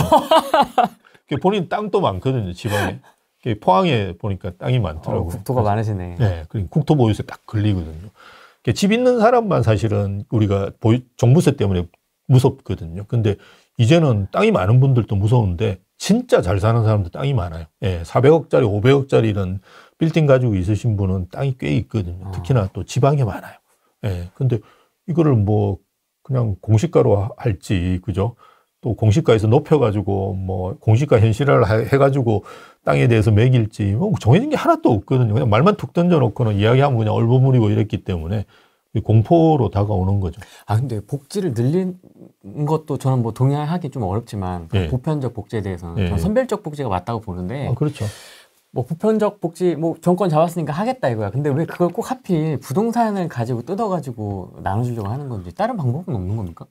다른 데서 뺄 수 있는 게 없잖아요. 법인세, 소득세 뭐 이런 거 조금씩 나눠서 소득세는 각출하자 이거죠. 절대 건드리면 안 되죠. 각출 조금씩. 네, 지금 37.4%가 안 내고 있잖아요. 거의 한 40% 된 분이 뭐 이를테면 우리가 한 3천, 5천 버는 분들은 거의 안 낼 거예요, 세금을. 근데 그건 본인들 지지층이잖아요. 거기다가 뭐 더 해가지고 소득 내게 만든다. 이거는 심각하죠. 뽑아줬더니만 달라졌네. 이렇게 이야기 들으면 안 되잖아요. 그러니까 유일하게 거둘 수 있는 게 법인세 아니면 부동산에 대한 세금이에요.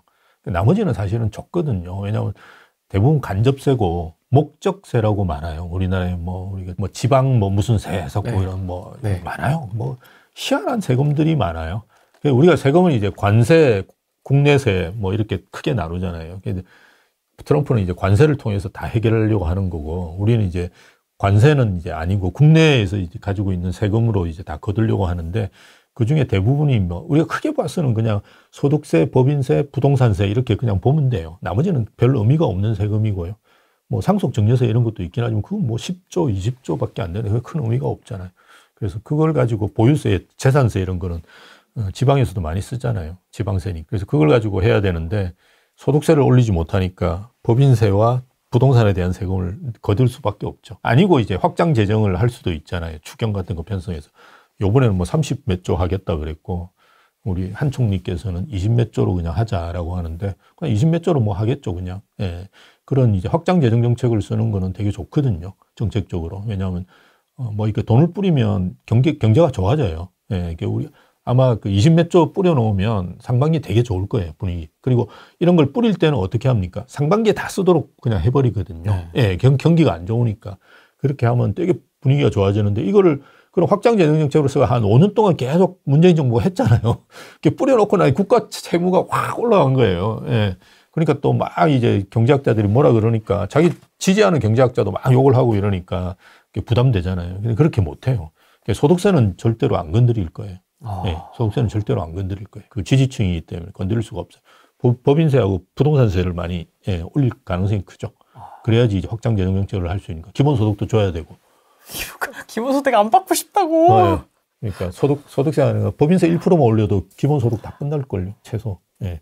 그런 거 하고 싶은 거죠. 점선 면 투자 전략 유효. 예. 서울은 뭐 요즘 지방을 팔고 또는 지방에 있으신 분들도 서울 살려고 많이 하세요.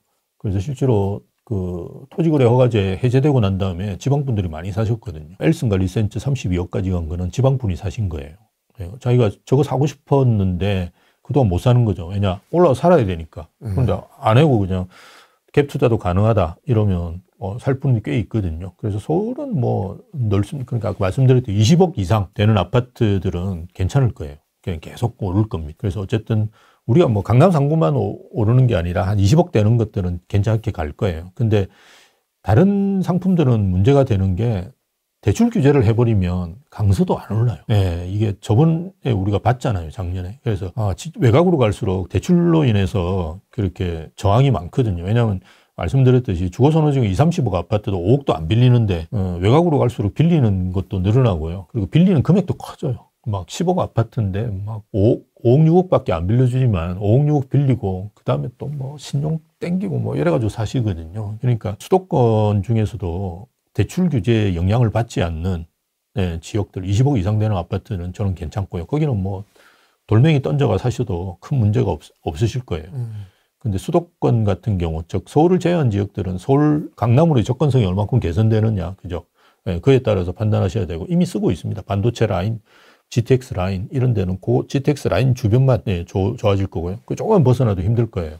왜냐하면 거기는 다 이제 도심과의 접근성을 강화시키기 위해 GTX를 만들었는데 그게 핵심이라는 게 뭐냐 그러면 일자리잖아요. 네. 왜 도심으로 사람들이 가느냐? 일자리 때문에 간단 말이에요. 그걸 이제 파주 운정역에서 서울까지 20분 만에 들어오는데 파주 운정역에서 술을 마시겠습니까? 사람들이. 안 마시죠. 나 같아도 강남에서 마시겠죠. 다 뚫리고 나면. 맛집이 여기 더 많으니까. 강남이 훨씬 많은데 그리고 강남 삼성역에서 술 마시더라도 20, 30분 만에 다시 갈 수 있는데 내 집에. 그러니까 완전히 박살나는 거거든요. 그런데 우리가 그런 걸 빨대효과라고 보통 표현을 하는데 네. 그렇게 될 가능성이 커요. 대신에 이제 그 역 주변에 빠르게 접근할 수 있는 데는 괜찮겠죠. 네. 그래서 반도체 라인 또 뭐 동탄이라든지 동탄역 주변은 괜찮게 살아남겠죠. 근데 동탄역이 조금만 벗어나도 위험하겠죠. 그래서 선으로 살아남을 가능성이 클 거고요. 지방은 점이게 되겠죠. 딱 그 최핵심지 스팟. 동. 구가 아니라 동으로 바뀌었죠. 옛날에 해운대 해수동이라 해운대 수영 동네겠지만 이제는 해운대에서도 우동. 네. 제일 좋은데. 네. 그런 데만 살아남지 않을까. 네. 그래서 점선면으로 표현하신 저는 거군요. 그렇게 표현했는데요. 이해가 확 됩니다. 그 전략이 맞고 서울에 20억 넘는 아파트면 지방은 한 10억만 넘어도 괜찮지 않겠습니까? 아니죠. 지방은 수요가 팍 줄기 때문에 지방도 한 15억은 되는 아파트가 좋아지지 않을까요? 네, 제 생각은 그렇습니다. 10억 아파트는 관심이 없을 가능성이 크고 갈수록 지방은 수요가 줄고요. 서울은 이제 수요가 안정적으로 유지가 되면서 인구가 준다는 것보다는 이제는 한 10년간은 뭐냐 그러면 사회적 이동을 보셔야 되거든요. 이제는 그 물리적인 증가라는 건 없잖아요. 인구가. 사회적 증가라는 건 있거든요. 그건 뭐냐 그러면 서울로 올라오는 분들인데요. 서울로 올라오는, 지방에서 서울로 올라오는 분들이 대부분은 20, 30대예요. 지방에서 유출되는 분들이 5, 60%는 20, 30대입니다. 네. 일단 학교를 오거나 아니면 취업을 하거나 아니면 결혼해서라도 막 그냥 보내요. 그냥 서울에. 예, 그런 친구들이 대부분 20, 30대입니다. 근데 제 친구들도 보면 이렇게 60 넘으면 그다음부터는 지방 떠나려고 안 해요. 예, 제가 아주 자산가 친구를 한 달에 한 번 정도 만나는, 옛날에 목욕탕한 친구인데요. 옛날에 목욕탕 하면 되게 자산가입니다. 예, 그래서 그 친구도 제가 맨날 애들 다 서울에 있어요. 둘이가 서울에서 결혼해 가서 살고 있는데요. 그럼 서울에 오지. 한 달에 한 번씩 와요. 예, 아예 서울에 살아라. 그냥 부산 거 팔고 이렇게 이야기하는데도 안 올라요. 그냥. 부산에 이제 생활 기반이 60년 돼 버렸잖아요. 그렇죠. 예, 그러면 떠나기도 싫고 또 부산을 아주 사랑합니다. 뭐 부산 갈매기 부르고 뭐 야구장 가고 부산 사람들은 왜 롯데를 좋아하는지 잘 모르겠는데요. 네. 예, 어쨌든 계속 좋아하거든요. 그래서 그런 걸 좋아서 그냥 부산 사는 분이 계시고, 또 이게 바다 안 보면 우리는 좀 섭섭해요. 예, 그런 게 있거든요. 그래서 그냥 부산에 살긴 한데, 자제분들은 전혀 그런 데 대한 충성도가 없잖아요. 그렇죠. 그냥 서울에 올라와요. 그냥 서울에 오면 너무 좋고, 그 친구 사이에서도 뭐, 야, 정말 서울 가가지고 잘 살고 있다더라. 이런.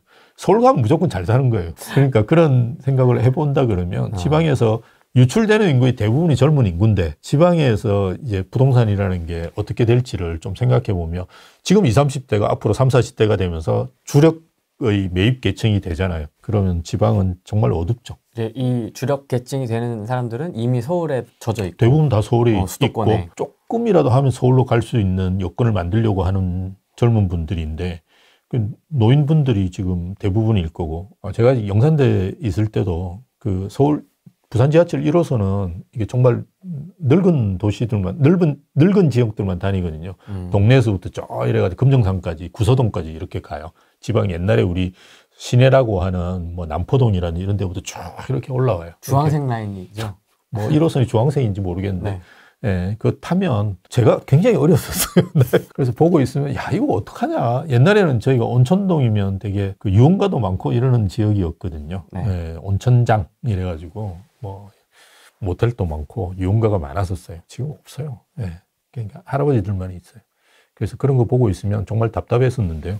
제가 떠난 지도 이제 18년도에 떠났으니까 거의 6년, 7년 됐잖아요. 지금 제가 떠났을 때보다 더 늙었을 거예요. 부산이라는 도시는. 그래서 제가 자꾸 부산만 말씀드려서 죄송한데, 어쨌든 예, 지방에도 투자하시더라도 굉장히 좋은 지역, 그죠? 이런 데 투자하시는 게 좋고요. 아니면 뭐 지방에는 편하게 전세 사시고 서울 가지고 계시는 게 제일 좋죠. 저도 이런 말씀을 드리면서 되게 안타깝죠. 예, 지방이 잘 되는 게 전체적으로 잘 되는 건데, 제가 뭐 무슨 그걸 할 수 있는 정치권에 있는 것도 아니고, 그렇다 그러면 현상이 어떻게 될지, 그죠? 판단하셔가지고 그에 맞는 대응 전략들을 쓰시는 게 좋지, 뭘 예측하고 이런 예측하실 필요는 없고요. 어떻게 되어갈 거라는 걸 대략적으로 이제 판단이 되면 그에 맞춰 대응을 하시는 게 좋거든요. 자산 관리할 때는. 그래서 그런 차원에서 판단하시면 좋을 것 같아요. 세종시 아파트 값은 이재명 씨 5년 동안 많이 오를 거예요. 네, 제가 판단. 언제 들어가셔야 될지는 모르겠지만, 근데 뭐 우리가 타이밍을 잡는 거는 거의 신의 영역이잖아요. 그래서 미리 들어가시는 것도 괜찮죠. 저는 좋다고 봅니다. 이미 조정받을 만큼 많이 조정을 받았고요. 그죠? 예, 매물이 꽤 많고 가격대도 저는 괜찮다고 보거든요. 세종은 뭐 조정받은 게 꽤 됐을 거예요. 한 3년 넘어 조정받으셨을 거니까. 지방은 이제 5년 떨어지면 5년 오르거든요. 그래서 지금 들어가시는 거 괜찮죠. 그리고 말씀한 대로 호재를 많이 만들 거예요. 당연히. 세종에다가 뭐 대통령실 옮긴다부터 시작해서 국회 옮긴다는 건 뭐 예전에 나왔고요. 그거는 이제 윤석열 정부에서도 공약사항을 한 거죠. 국회를 뭐 아니면 뭐 세종시에다가 뭐 대통령실 2를 만든다든지, 그죠? 이런 걸 했는데 아예 그냥 옮기겠다 이렇게 이야기할 수도 있으니까, 네, 뭐 그건 전 좋은 것 같아요. 부동산을 떠나서 대한민국은 앞으로 어디로 흘러가는 겁니까, 이게? 작용화는 굉장히 많이 돼 있는 것 같아요. 그래서 앞으로도 비슷한 방향으로 많이 가지 않을까. 그리고 제가 예전에 중국분하고 사업을 한 적이 있는데요. 네. 그러니까 그 중국 쪽에서도 그 뭐 조선족입니다. 조선족이 잘 사는 분이 되게 많습니다. 우리가 생각할 때는 연변에서 뭐 빵이나 굽고 있다고 생각하는데요.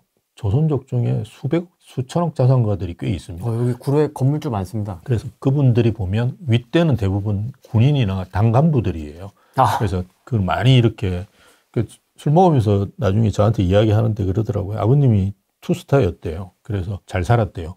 우리가 생각할 때는 투스타인데 잘 사는 건 이상하잖아요. 이상하죠. 근데 중국 애들은 그냥 이야기 그렇게 해요. 예, 근데 조선족인데, 그분이 한 이야기를 아직도 저는 기억하는 게, 한국 분들이 자본주의 하는 거하고 중국 사람이 사회주의를 하는 거는 체제가 바뀌어야 된다. 예, 중국은 자본주의를 하는 게 맞고, 한국 사람도 사회주의에 딱 맞는 성향을 가지고 있대요. 아, 사람이. 예, 그래서 뭔가 이렇게 퍼다주고, 평등의식 좀 심어주고, 기본소득 이렇게 때리면 넘어오는 사람이 너무 많대요. 자기가 볼 때는 중국 사람은 절대 그런데 동의 안 한대요. 예. 아, 오히려. 오히려 내가 더 벌고 싶고, 그리고 또 번 사람에 대해서 존경심도 가지고 있고, 근데 한국에서는 뭐, 삼성전자 이재용이 뭐, 저 이재용이지 뭐, 욕하고, 그죠? 예, 이런 의식이 우리나라만 있어요. 아. 예, 외국에는 이제 돈을 번 사람에 대한 존경이라든지 이런 게 있는데요. 우리나라 일체 없어요. 존경에 대해서. 그렇잖아요. 대부분 한국 분들이 뭐, 새끼 또 사기쳐가지고 벌었다는 도. 그래서 한국이 사회주의를 하기 아주 좋아요. 그러다 보니까 지금 이까지 와 있는 거예요. 외국에는 이제 뭐 베네수엘라 이런 거 정권이 바뀌어가지고 그렇게 간 거고요. 우리는 아주 스며들어가지고 이렇게 가고 있는 거거든요. 그죠? 그래서 외국의 이제 그런 사회주의가 바뀐 거하고 우리하고는 좀 달라요. 레닌의 뭐 이렇게 판 거하고, 예, 우리하고는 달라요. 중국도 마찬가지지만 뭐 이렇게 중국도 사실은 공산주의가 이렇게 전쟁을 해서 이긴 거잖아요. 내전을 해서. 근데 우리는 내전이 아니라 그냥 자연스럽게 지금 가고 있어요. 그거는 뭐냐 그러면 한국 분들의 마인드가 사회주의라는 말은 아주 순화시켜 하는 거예요. 그냥 공산주의라고 쓰는 게 맞아요. 사회주의 대부분은 그냥 공산주의하고 큰 차이가 없어요. 공산주의를 받아들이기 아주 좋은 그 성향을 가지고 있어요. 한국 분들. 사촌이 논 사면 땅 사면 배 아프다. 이건 공산주의잖아요. 예, 공산주의잖아요. 그런 성향을 많이 가지고 있기 때문에 노무현 씨 때부터 이렇게, 예, 문재인 씨, 이재명 씨 이런 사람들이 계속 이렇게 나올 수 있는 토양들이 잘 갖춰져 있는 거죠. 이 빌드업이 서서히 돼가면서. 서서히 되면서 이렇게 사회주의로 간다 그러면 아마 저 공산주의로 가면 그것도 아주 특이한 정치 체제 케이스가 되겠죠. 그러네요. 네. 어떻게 될지는 모르죠. 저도 뭐 제가 살아있는 동안에 볼 수 있을지 아니면 뭐 제가 죽고 난 다음에 이제 바뀔지 이런 건 잘 모르겠지만, 예, 어쨌든 뭐 우리가 그 통일이 된다 그러면 이제 선거를 하잖아요. 선거를 하면 누가 대통령이 될까요? 김정은이가 될 가능성도 있어요. 왜냐하면 2,500만이 밀어주는 민주화라는 게 그렇게 좋은 건 아니고요. 다 좋아하지는 않을 거예요, 거기도. 그러니까. 그렇긴 하지만 어쨌든 그래도 남조선에서 되는 것보다는 북조선에서 되는 게 자기한테 더 좋을 거다. 왜? 저기서 다 뜯어올 거니까. 그러면 또 똘똘 뭉칠 수 있겠죠. 남한에서 남한은 절대 똘똘 뭉치지 않아요. 그렇죠. 뭉치지 않아요. 남한은 민주화를 오래 했던 게이기 때문에 분열될 거라고요. 그러면 그렇게 여러 갈래가 나눠지면 우리 공인중개사협회 선거하는 거 보면 거의 5분의 1, 10분의 1만 가져가도 공인중개사협회장이 되거든요. 네, 그렇게 될 수 있겠죠. 어차피 다수결이니까요. 그런 걸 고려해 본다 그러면 사실은 민주주의라는 게 그렇게 좋은 건 아니에요.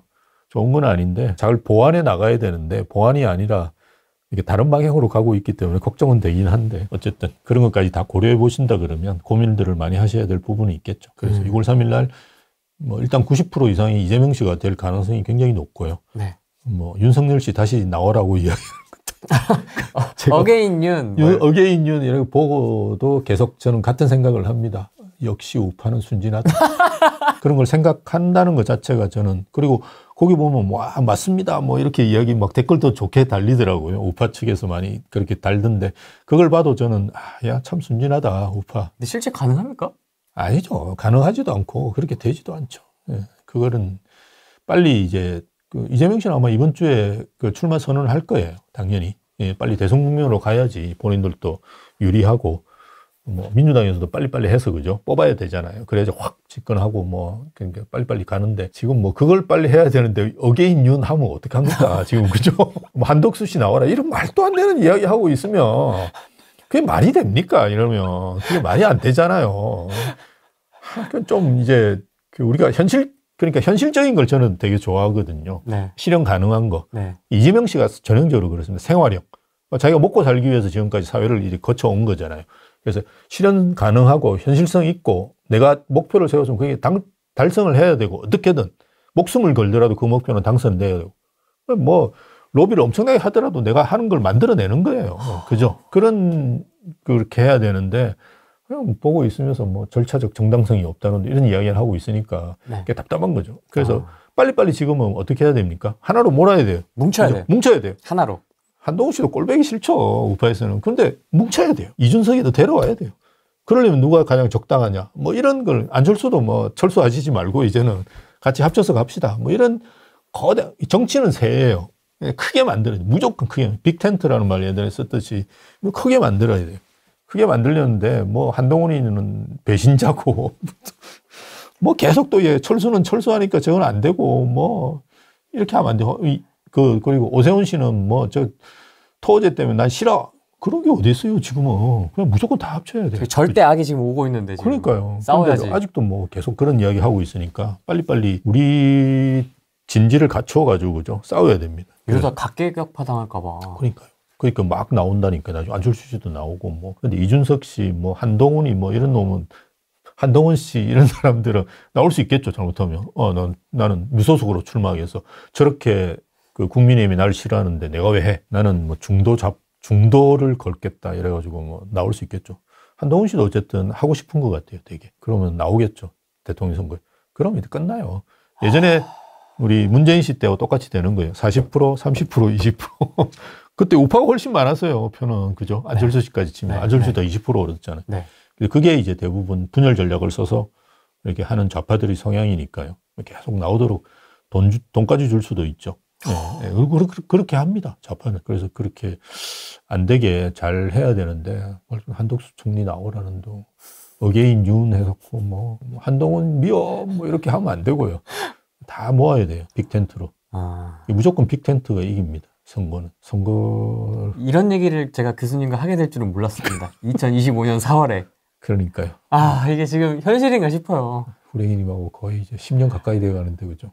이게 말이 되나, 이게 지금. 우울합니다. 뭐, 어쨌든, 우리가 돌이킬 수 없는 결과가 아무튼 나왔고, 맞습니다. 뭐, 저희가 바꿀 수 있는 거는 아직은 없습니다. 맞습니다. 이제 저희가 할 수 있는 거는 저희의 자산을 어떻게 잘 지키고 유지해 나갈 거냐, 이건데, 이제 앞으로 좀 어떻게 하면 좋을까요? 네, 뭐, 위기는 기회니까요. 너무 우려하실 필요는 없고요. 말씀한 대로 내가 이게 오래 정리할까, 그죠? 아니면 가져갈까? 이런 것들을 먼저 이제 스탠스를 구하는 게 좋고요. 거기에 가장 큰 변수는 보유세라고 봅니다. 뭐 국토 보유세가 되든, 여러분들이 한번 다시, 어디 사이트 같은 데 보면, 옛날 문재인 때 보유세를 계산하실 수 있는 방법들이 있어요. 본인이 계산해 보시면 돼요. 그래서, 이 정도 늘구나. 내가 뭐 10년간은 직장 생활 큰 문제가 없다. 5년은 버텨봐. 뭐 이런 식의 생각할 수도 있고요. 아닐 수도 있고요. 그래서, 어쨌든 보유세는 많이 늘 거예요. 예, 그래서 그게 맞춰가지고 내가 내 재산을 지킬 수 있는 방법이 지금 파는 건지, 그죠? 아니면 뭐 하나로 뭉치기 위해서 어떻게 할 건지, 예, 아니면 계속 그냥 지금 상태로 끌고까지 가는지, 난 너무 똘똘한 새 채로만 돼 있어. 이러면 그냥 가는 거예요. 예, 그런 거를 올해 8, 9월 전까지는 판단하시는 것이 좋을 거다라고 봅니다. 취임하고 나서는 이제 조만간 뭐가 나올 거다. 취임하고 나면 가격이 좀 올랐잖아요. 그리고 이 친구들이 볼 때는 투기과열지구 지정하는 조건은 굉장히 간단해요. 뭐 주변 시세 대비해서 얼마 오르고 뭐 청약 경쟁률이 얼마가 높고 뭐 이런 거니까 지금 지정될 때가 꽤 많이 있어요. 그걸 뭐 한꺼번에 왕창 지정할 수도 있고요. 문재인 정부 때 우리가 저 지방에 해운대 수영 동네 이런 데 다 아마 지정돼 있었을 거예요. 그거 생각해 보시면 당연히 늘어날 거예요. 그죠? 그래서 그걸 내가 가지고 있는 게 어느 정도 늘어날 건지도 좀 판단해 보시고 그에 맞춘 전략들을 세워 나가시는 게 좋겠죠. 그러니까 투기과열지구로 지정돼 있으면 종부세 중과가 나옵니다. 네, 중과가 나옵니다. 오늘은 여기까지 하겠습니다. 고맙습니다. 감사합니다.